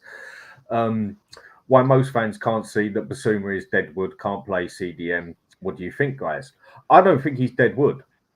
I just think when you get a player to play against what he's good at, you're not going to see the best out of him. And now Basuma can play box-to-box, but defending is definitely his weaker point of it. What Ange wants as a box-to-box is someone who can defend just as good as they can going forward. And we haven't got anyone of that calibre. Now, we had players who could play as a straight number 6 or a DM, Bentancur, Højbjerg, and we had ones who could do box-to-box, but definitely couldn't defend as well as they attack. Again, for me, that's down to the manager who should have seen this and realised it. But no, he kept playing Basuma the same way. And back to this thing again. Pretty much everything we've spoke on here, if we go by opinions of what people label people and that, Ian, it's been negative. Because being realistic, as far as I'm concerned, as a Spurs fan, there is a lot more negative to talk about than there is positive to talk about. The difference between like this and life as such is life. There's a lot more negative than positive in it as well. It's just the positive things are that bloody good that they outweigh the negative stuff. Well, you could say football could be the same, but I'm still not really seeing nothing positive enough. I'm seeing little bits here and there, but I'm not seeing enough to think, yep, we're going to go for that cup next season. We got a chance in the league next season. So we should have this conversation again, Dan, at the end of the transfer window and see where we are. It'd be interesting to see what players have come in, whether they are bringing in, and they've got to bring in players for me that improve the first 11.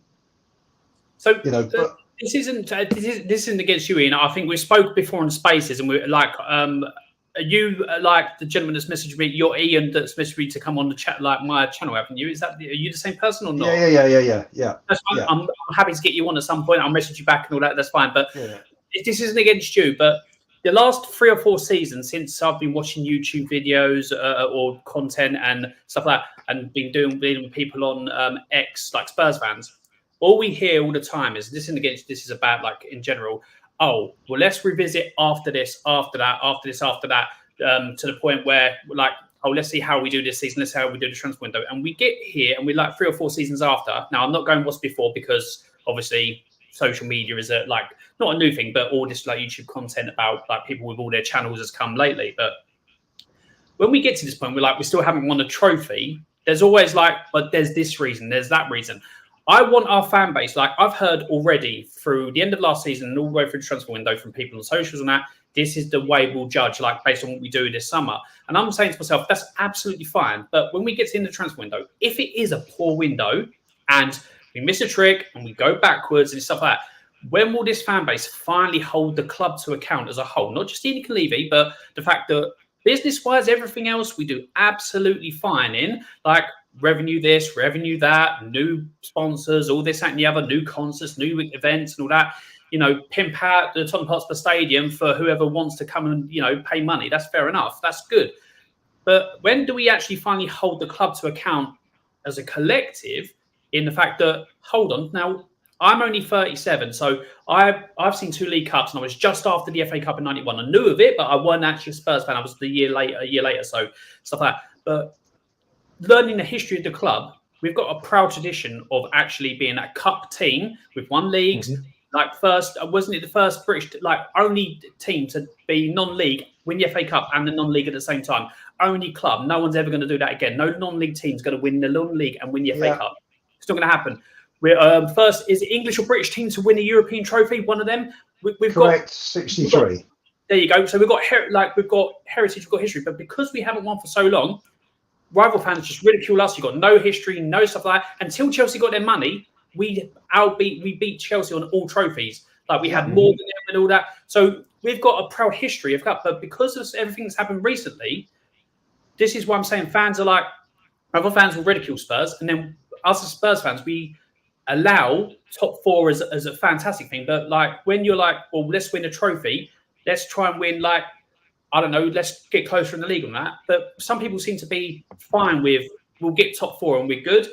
When there's a fan base, do we actually hold the club to account in, hold on, we used to be a football team that won stuff. Now pretty much most people just say we're Tottenham Hotspur, the business, which I just disagree with completely. For me, we'll always be Tottenham Hotspur Football Club, founded in 1882, and then obviously where we are, like, it's just, when there's a fan base, do we come together, not to be toxic or rude or abusive or anything, but just be like, well, hold on, no, we deserve better as a fan base and as a football club.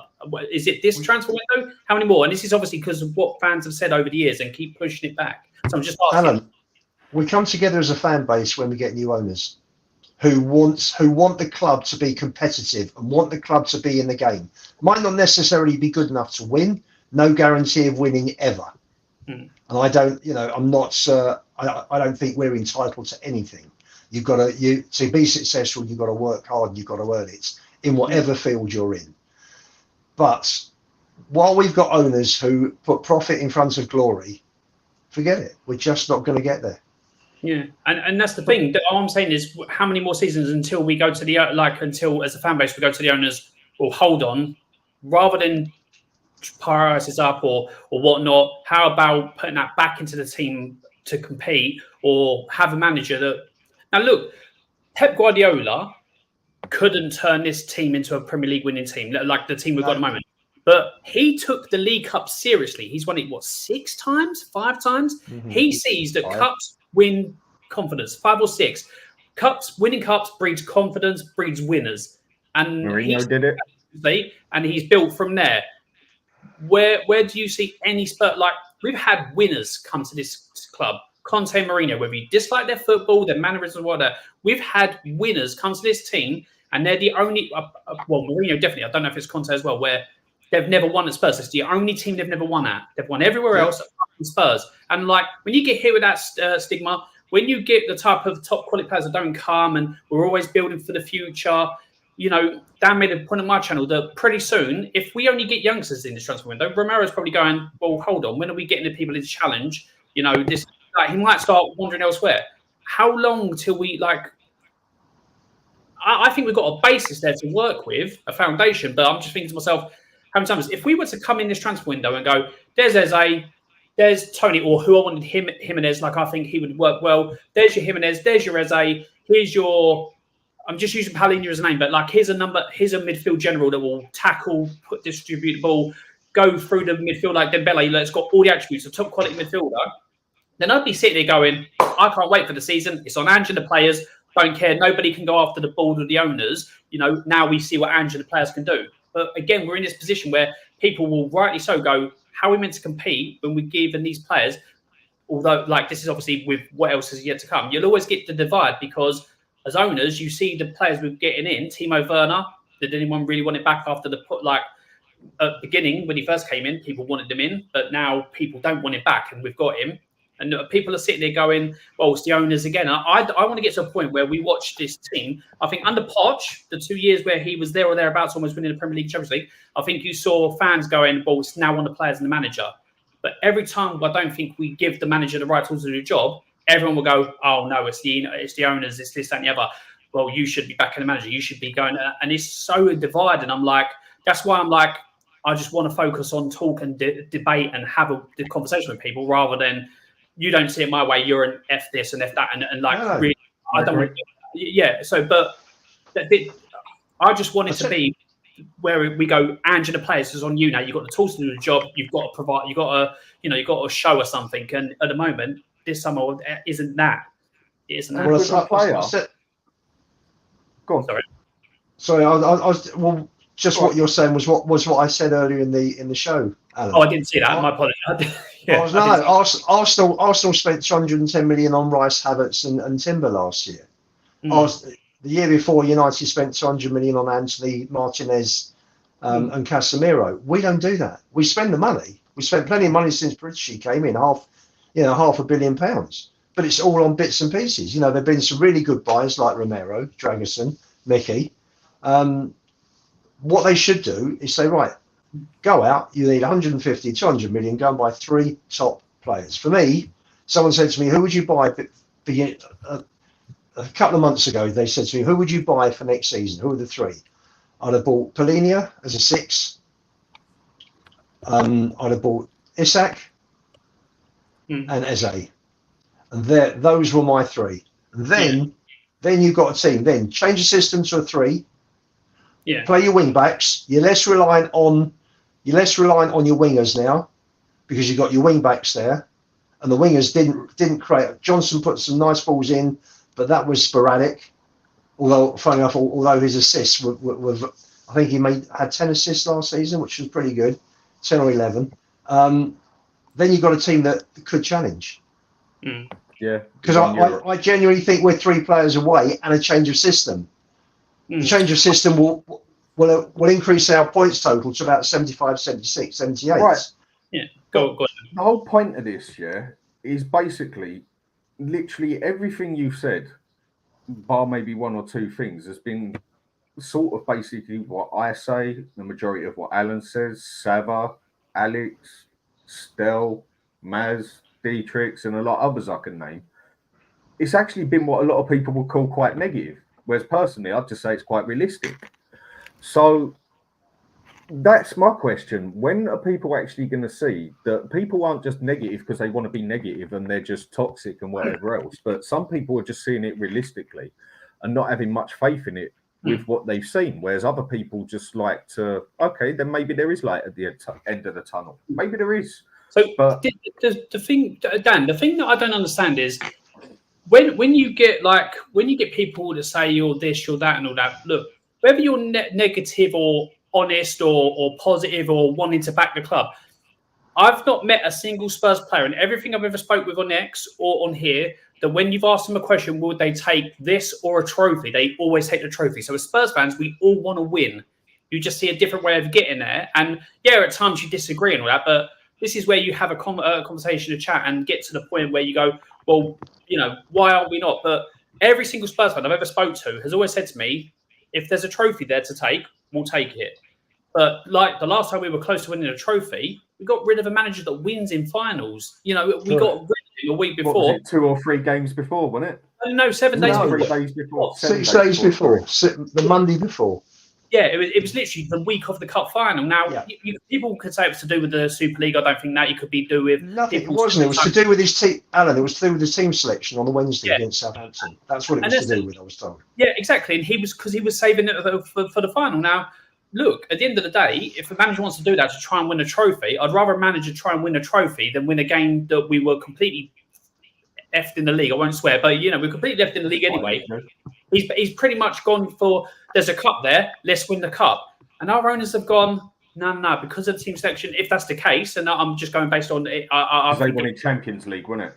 Yeah, exactly. Yeah. Then, you know, when we get to that point, I'm thinking to myself, you're prioritising league over a trophy. Now, a trophy doesn't get you Champions League football, the League Cup doesn't, but it gives you a chance with the manager and the players to go, this is what winning's about. This is what it takes to win.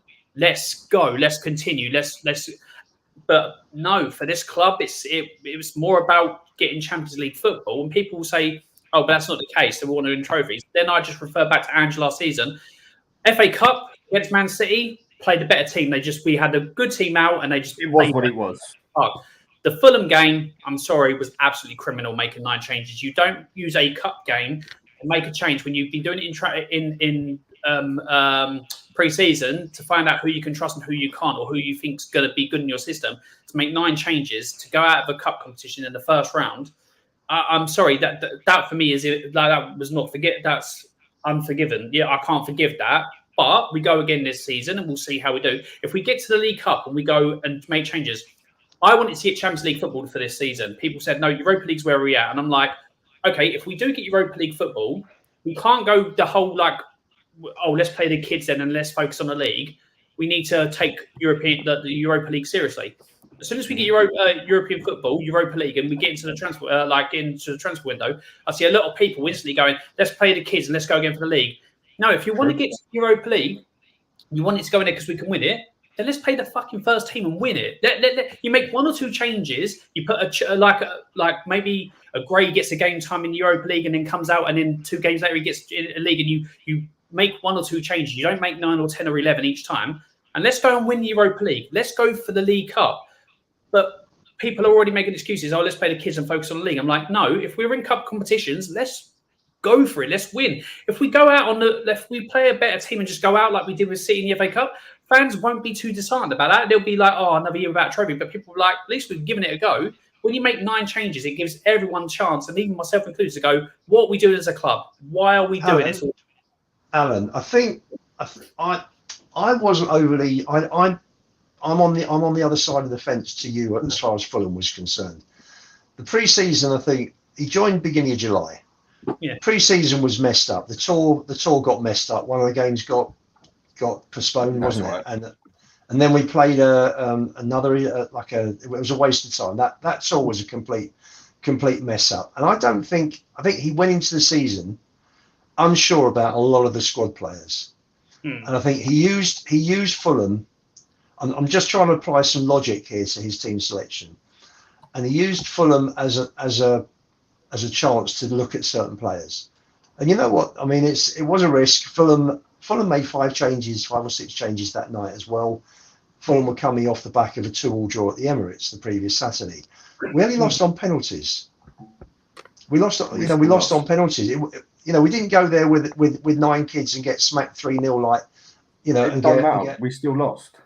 Okay, but I think if you're looking at it like an Arsenal fan will look back now at what they've done with Arteta, it's the start of a journey. So let's not go too berserk at the start of a journey. He doesn't have that excuse this season because he's had would have had 12 months under his belts. Yeah. And 2 or 3 transfer windows. So let's see what happens this year. Yeah. I just wanted to respond. Look, I get that, but when Ange says, "Oh, I don't just want to win a trophy or League Cup for winning that sake, I want to build a thing like that," that's why I'm like, you shouldn't be, as a club, we should not be turning on those upper trophies. But I'm not doing it just because, like I said, I back Ange. I think, given the tools to the job, I think he'll have success. I'm the same over. So Poch, I will never forgive Poch for making a mistake of putting Harry Kane in the Champions League final. He was clearly not ready. He should not have done it. In the semi-final against Chelsea in the FA Cup, he brought Son to a left wing back or a left, and made a mistake. So I'm the same with Poch. I'm the same with Mourinho being 2-0 up against, Dynamo Zagreb, and going out 3-2. Unforgivable. I'm the same across all. So if I think there's a trophy there to be won or a way we can get through by not messing about and taking cup seriously, I was the same with I think Harry Redknapp once made a mistake in a cup competition. We went out. I think I'm trying to remember the game now, but I was like, all these managers that got over time, I've always criticised for not getting all. For me, winning trophies is what football's about. Whether it's the League Cup or not, if we're in to just finish 4th and not take trophies seriously or not try and win stuff, we might as well close the doors, no? I'm not saying you're saying that, but I'm just saying, this is what I'm saying. I want, as a fan base, us to be like, let's get back to winning trophies. I want us as a fan base to all come and go, not just top 4, but let's go and win trophies. Let's get some prestige back to this club. I'm not saying you're like that. I'm just saying in general. No, listen, as a fan, I've come through 60s, 70s, 80s, 90s. We were winning trophies. We brought our Ardiles and Veer in. We beat United to Gascoigne. We had Chris Waddle Cup. We had some fabulous players, Teddy, Anderton. It was terrific. We saw Klinsmann. We had some great players coming in, Lineker. It was superb, and going back even further, you look at Greaves, Gilzine. I mean, it was phenomenal. And that's, so coming from there, Alan, I'm coming from a different place that you are, purely because of age. And I've seen so much that, I feel a lot worse probably than you do, because we've had the highs. I've had great nights, at Molineux. Yeah. When that rocket from Chivers in 73, 74, when we won the UEFA Cup. Yeah. Just fabulous nights, I've seen some great players. Went Hoddle Masterclass against Feyenoord. We were 4-0 up in 84 in a UEFA Cup match. the football he played himself, that it was just on a different level to anything I'd ever seen in my life before. Yeah. Bar Brazil 1970. Yeah. So to see what I've seen and to see how we've had owners for the last 23 years that have put profit before glory. Fourth place brings in 40 million. A League Cup brings in 2 or 3 million. Yeah. There's your answer. Yeah. I fully agree with you. Europa League, there's no drop down from the Champions League. We're going to be one of the favourites next season. Exactly. Let's go for it. I mean, like I say, people will go on about the semi-final comeback against Ajax. Fantastic night, obviously, like doing what we did, getting to the Champions League final. Never happened for Spurs before we got there. That's fantastic.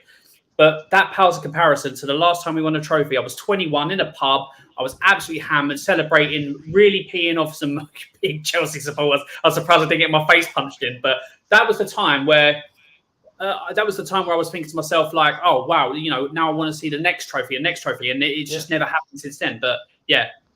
So with Ian, so what I've said on everything, basically everything that I can see that has been spoken on about it is more negative than it is positive.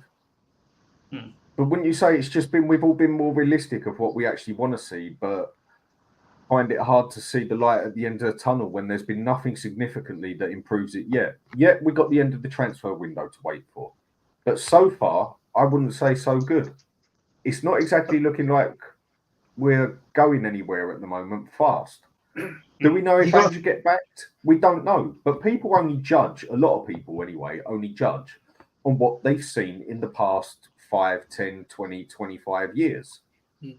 So where is it that this negativity of certain fans is so bad and so disgusting and shouldn't even be spoke, and that we should all just be positive, basically?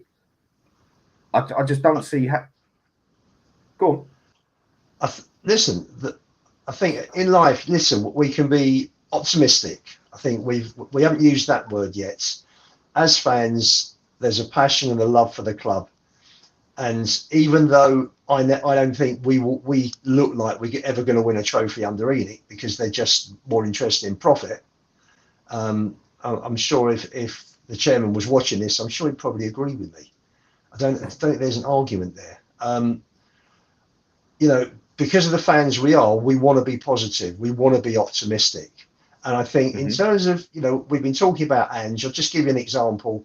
This is being realistic. You can be negative and positive in one conversation. I actually said that I hate the way he's played.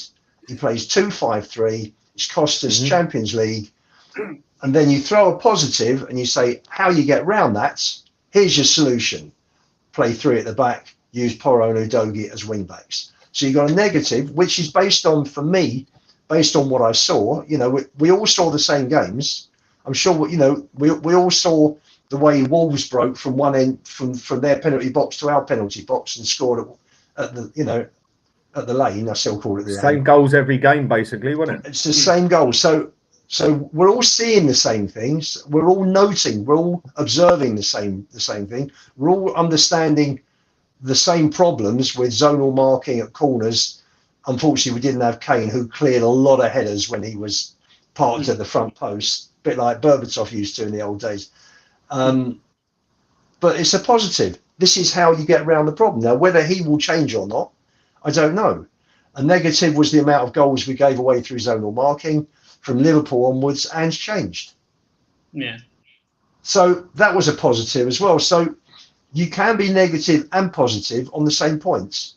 I think I think the question is, are we realistic? The realism is we've won nothing since 2008. We've won one trophy, or 2 trophies since the Venables era of 91. Yeah. Ten Hag's won 2 trophies in the last 15 months. With poor football and a poor team, let's be honest. Poor football and a poor team. There's been all. But you'd take that, wouldn't you, Alan? Oh, For those 2 days at Wembley that they had. Yeah. You take it. And life generally, life is about memories. Life is about being in places at certain times, experiences. Yeah. We're not having those experiences. We went to one of the big 6. The other 5 are all having those moments. They're all having those memories, those days out. We're not having them. Yeah. You know, listen, we're a big club. We're not an elite club. Yeah. No, look, I agree with that. I agree. No, perfect saying there, mate. Perfect. Very quickly, Jimmy Hotspur asked a question: would we rather 10th in a trophy or Champions League football?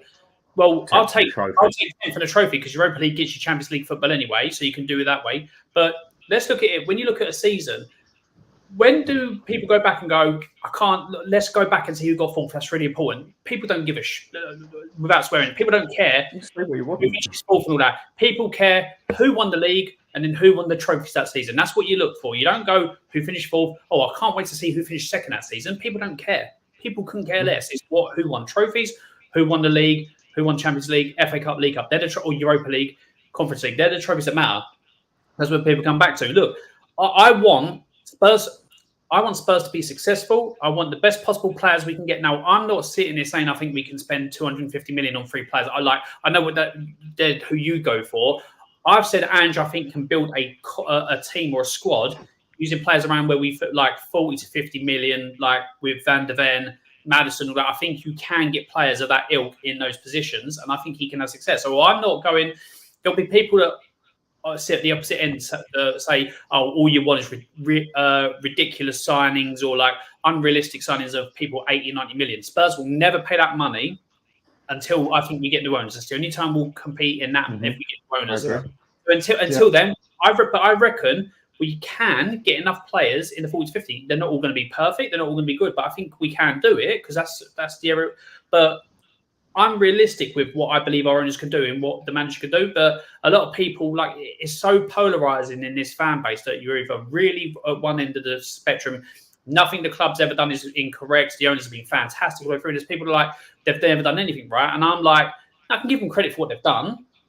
Like, financially sorting Spurs in regards to how we are, the structure and everything like that. Fantastic. I just want to see that transition from off the pitch to on the pitch. And it's just that that switch has never been done for Spurs where we can compete. But going back to this season, I believe if Ange doesn't, I want Ange to succeed. I believe if he doesn't get the players to play his way, to improve his way of playing, I think he's going to either walk or I think he will be gone. Not because he's bad, but I don't think he'll get the quality player to improve.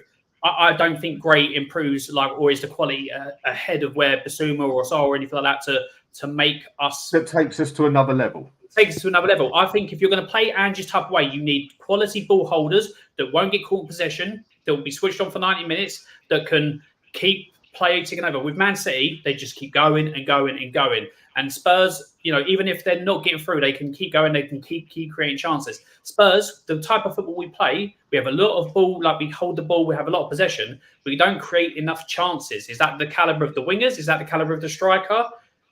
Whichever way around it is, okay, then let's improve those caliber of player. But we're not doing it yet. And it's like, if we do, fantastic. But at the moment, we're not doing that. And again, it's like, this is why you start to see the uproar in the Spurs fan base. What are we doing as a club? And at the moment, we can't answer that. And most people will go to the point we're doing the same old Spurs thing. But I think I don't think Ange will change his system. I think he'll continue playing the same way as much as we want to. But I think he'll continue playing his way. And if we are playing his way, then you have to get better caliber than what we get at the moment. We need for now, not for the future. It does seem like that. It's just, if you're not positive with Spurs, you're just negative and you shouldn't be a supporter, basically.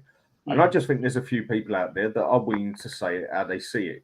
And the other thing I do find with the negative and positive side is usually when you get a positive and negative person have a debate, the negative person can usually put down facts and the positive person can't put down as many facts. They sort of live on a bit of hope.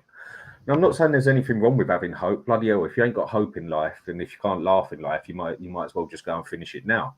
But I need something to be positive about, and I can sit here and say, yeah, all day long I hope Spurs get good. Do I hope Archie Gray lands on his feet and ends up being the next Ronaldo? Sure, I don't. Of course I do. Yeah.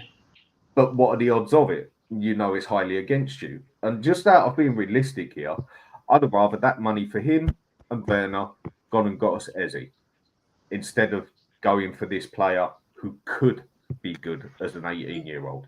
I would have rather it gone for someone who we know is good now, who would possibly take us up to another level. So, Ian, what do you think on that?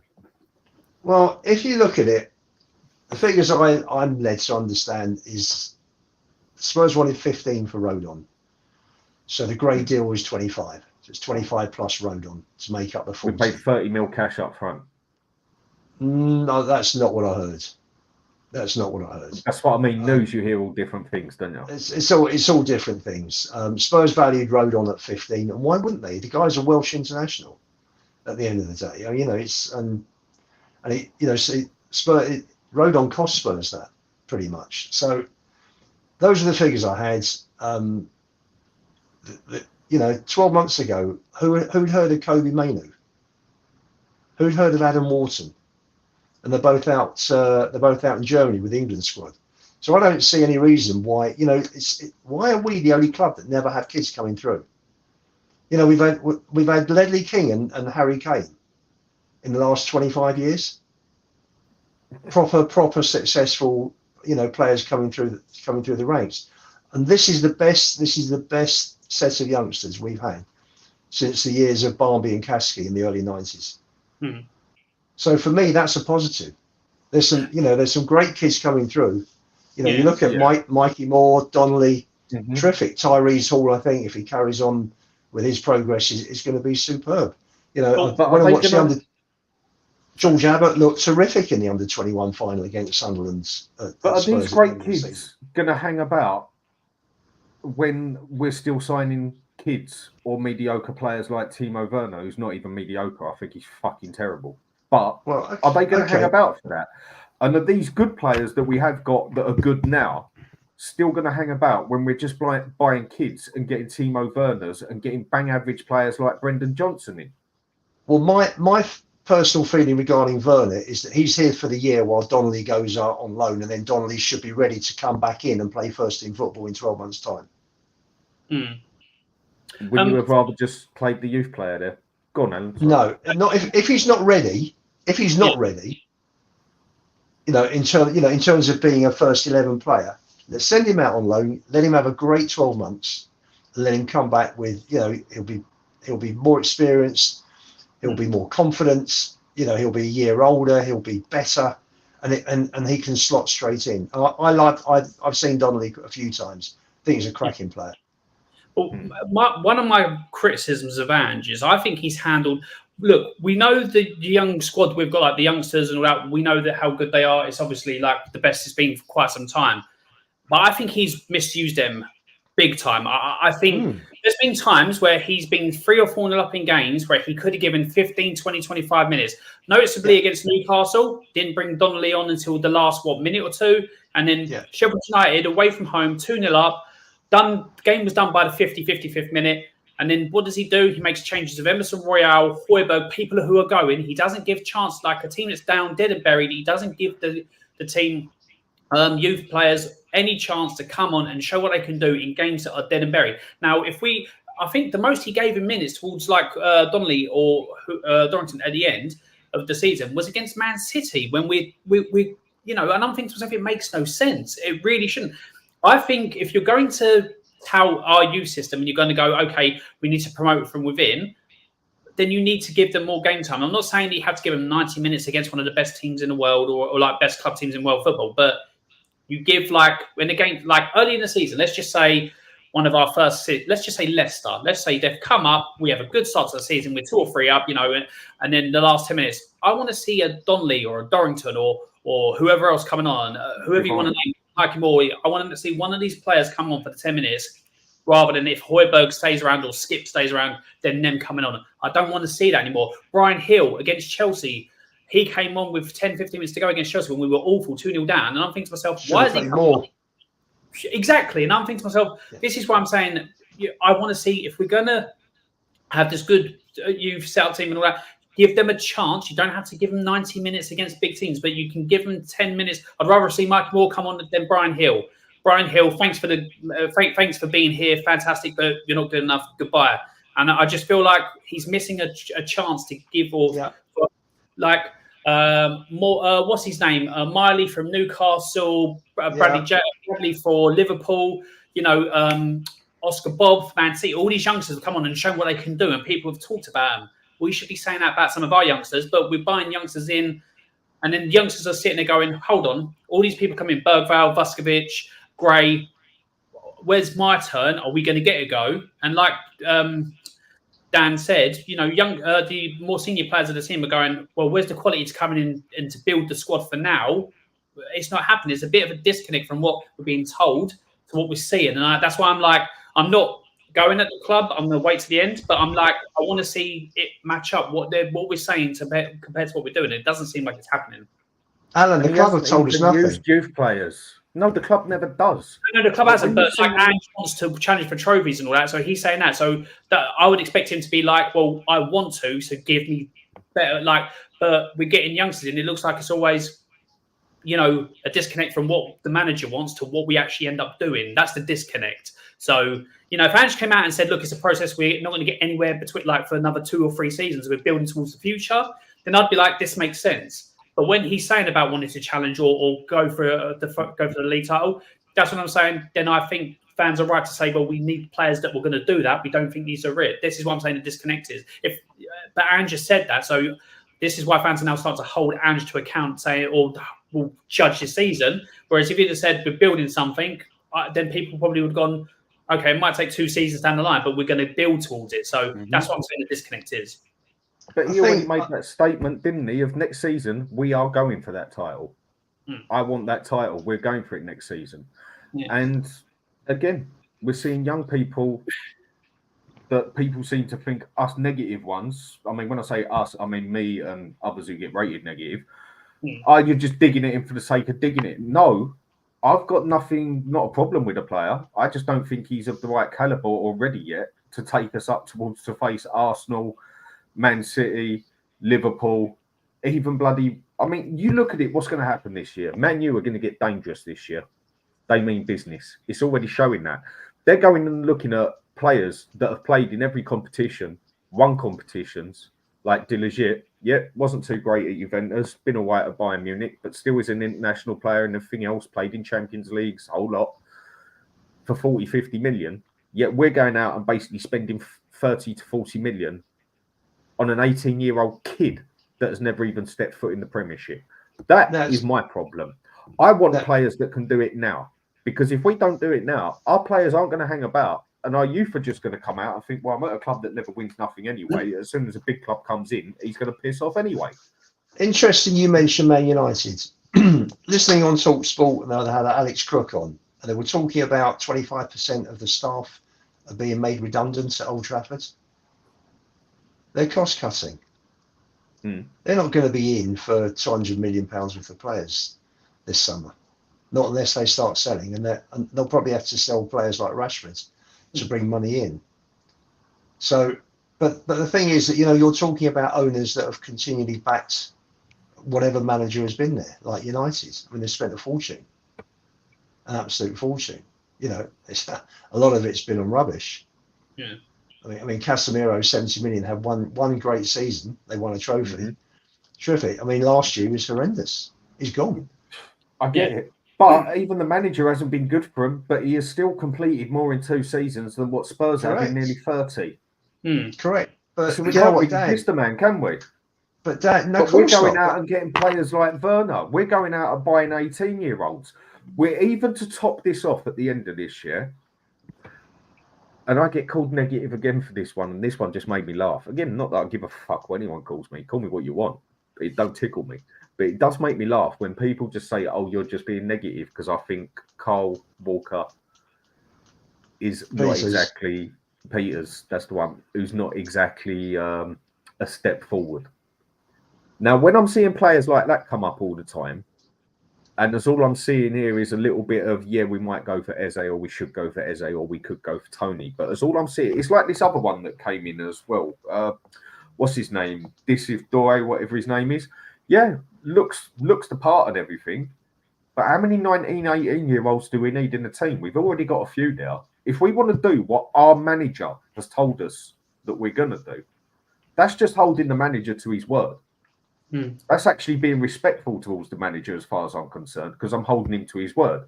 If I'm sat here and say, oh, don't take it serious, it's just Ange, he's full of shit anyway, there's the disrespect. I think it's actually respectful that people hold him to his word. I think it's respectful to the manager when you sit there and say, yeah, but I thought the manager would have noticed this. Because you're saying that I think the manager was good enough to see that. If you was just to sit there and say, oh, of course he ain't going to notice the zonal marking, it's only Ange, he ain't going to notice it, you're now being disrespectful. So, and then we're seeing that going for things like Kyle Walker-Peters again.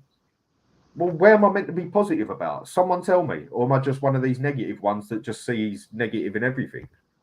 Okay, but if we have a squad of 25, so you want a top squad of 25 players. So, and as I said before, you bring in players as they become available. Now, some might be squad players, like Kyle Walker-Peters, for me, would be very good cover for Porro. Be excellent, far better than Emerson Royal, that's for sure. So that's an upgrade. For me, that's an upgrade on Emerson Royal, because he's a squad player. He's available, you get him before other clubs do. You've got to buy these players when they become available. It can't be a question of, well, let's buy the 3 players we need for the first 11 and then we'll buy the squad players. It doesn't work that way. Players become available at a certain time and you've got to move quickly and get them. So the fact that they got Bergvall, who's meant to be a fantastic talent, that's brilliant. You know, he picked us in front of Barcelona. Yeah, which is great. Say, you know, so let's be in Sweden. Okay, he hasn't even kicked a ball in England. And he's a kid. Yeah. Okay. For me, I see it in the comment section earlier on. I see it all the time. Like people, you're toxic, you're negative, you're this, you're that, you're a happy clapper. Like I say, people can. I have my opinions on football. I have my opinions on Spurs, stuff like that. It's just opinions. We can all be right and wrong. If I'm ever wrong, I come and openly admit I'm wrong and I get things wrong. So I'm more than happy to do that. But people will say that I want to be.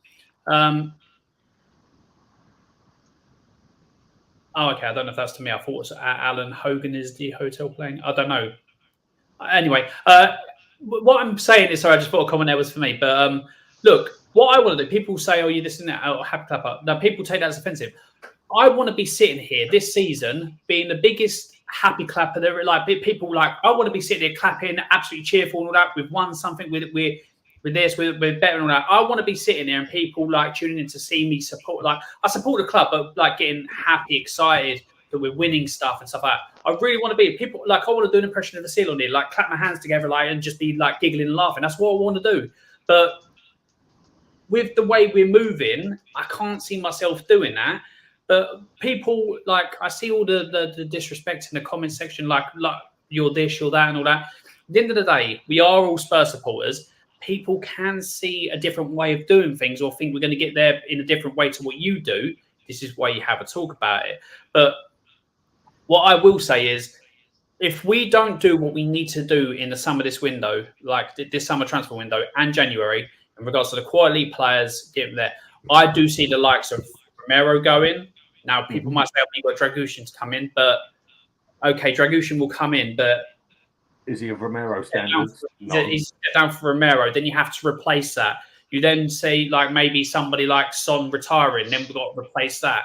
And this is what I'm saying. You don't want to leave it too long because we saw this happen at Spurs. Not the same situation, but you saw a team getting older and older under Poch that needed rejuvenated, needed reinventing. And what did Spurs fans say? What did pundits say? How can you improve on this 11? Of course, you can improve on the 11 because we didn't win anything. So you could, but we see a team get older and older, decline, and we didn't react. So now I'm thinking to myself, are we going the opposite way where we go buying younger and younger, but you need better quality, but we don't react. And then we get to a new season and there's like not good enough because we weren't good enough the season before in certain aspects. And then all we've got to come back on is maybe a Bergvall or a Gray that however good they may be, they're not mature enough to be in a Premier League season week in, week out, as well as competitions. Now, granted, they could hit the ground running, absolutely smash it, and we were sitting there going, we've got stars that are in there now and improving the team as we go. Fantastic bit of business. If we do that, I'll be first on my channel, be going, fair play, I got it wrong.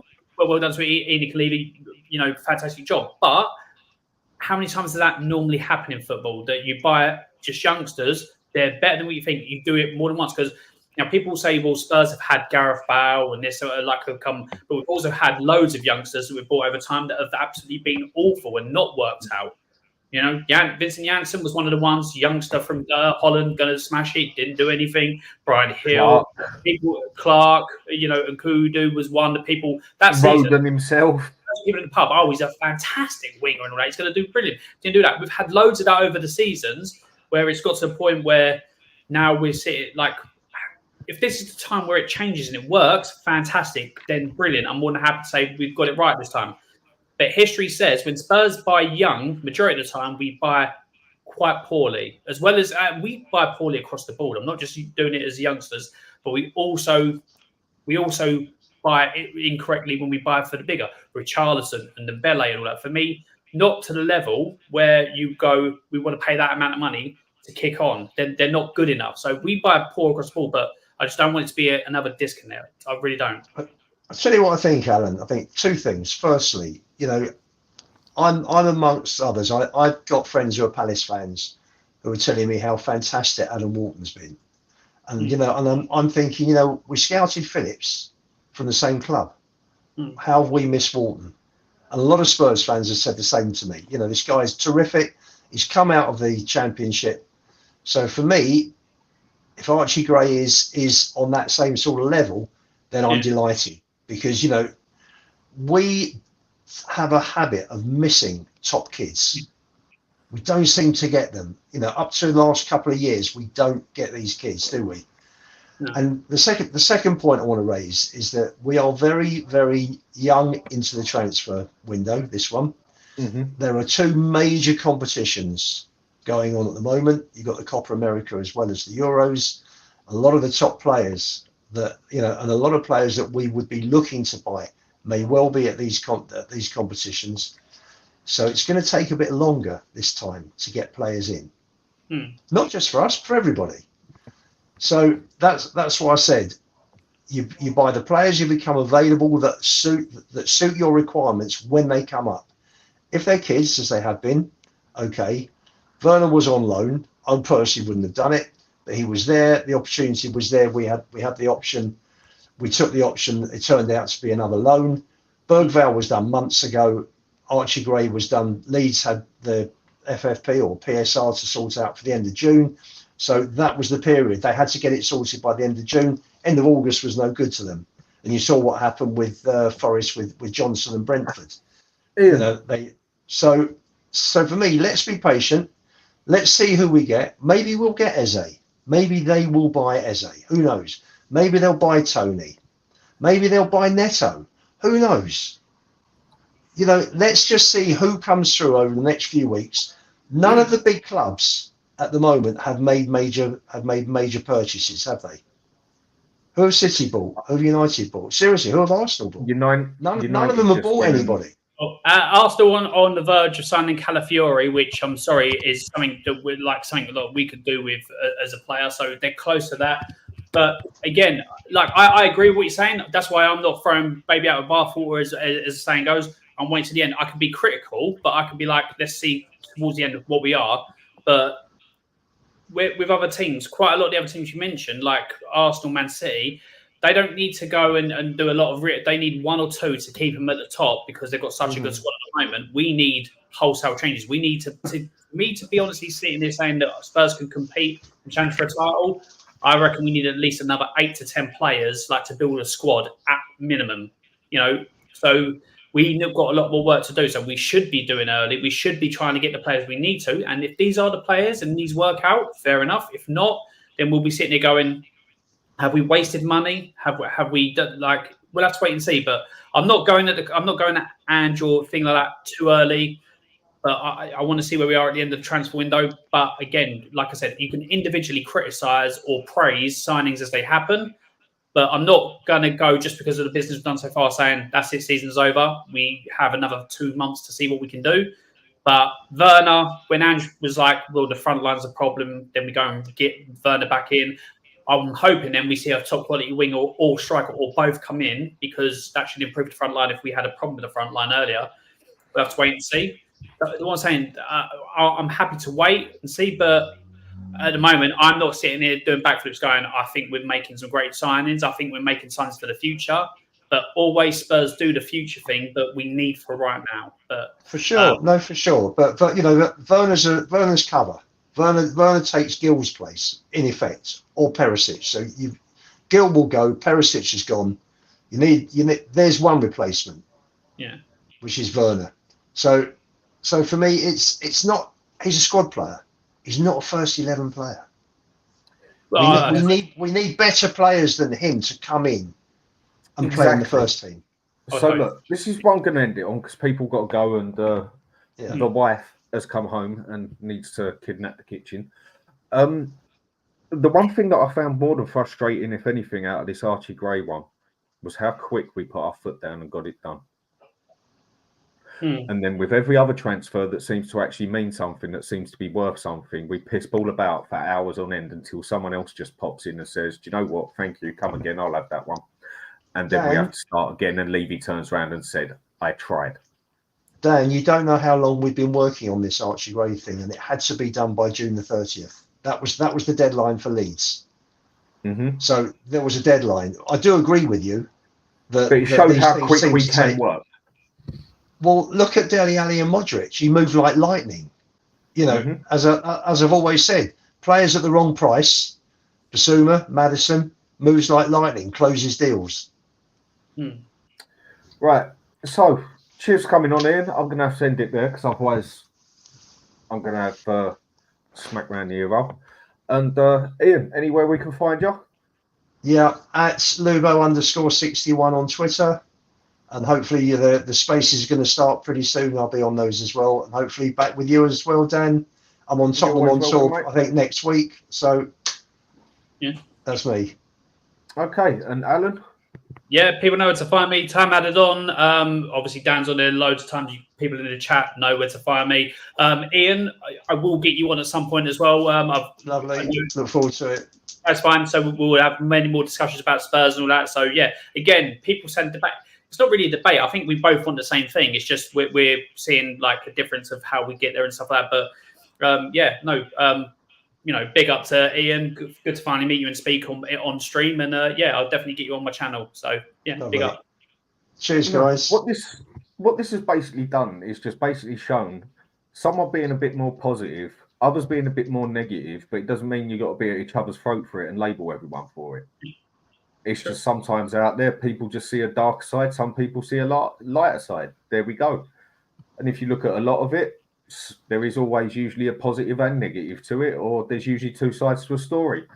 Right, either way, it was just a random rant. And thanks for everyone for watching. Thanks to Ian, Allan, Savva, Alex popping on and that. Enjoyed. And give us a quick like and subscribe. Be appreciated. And until the next time, see you then. Thanks, guys. See you soon. I'ma turn it up and then I'm gonna take it down.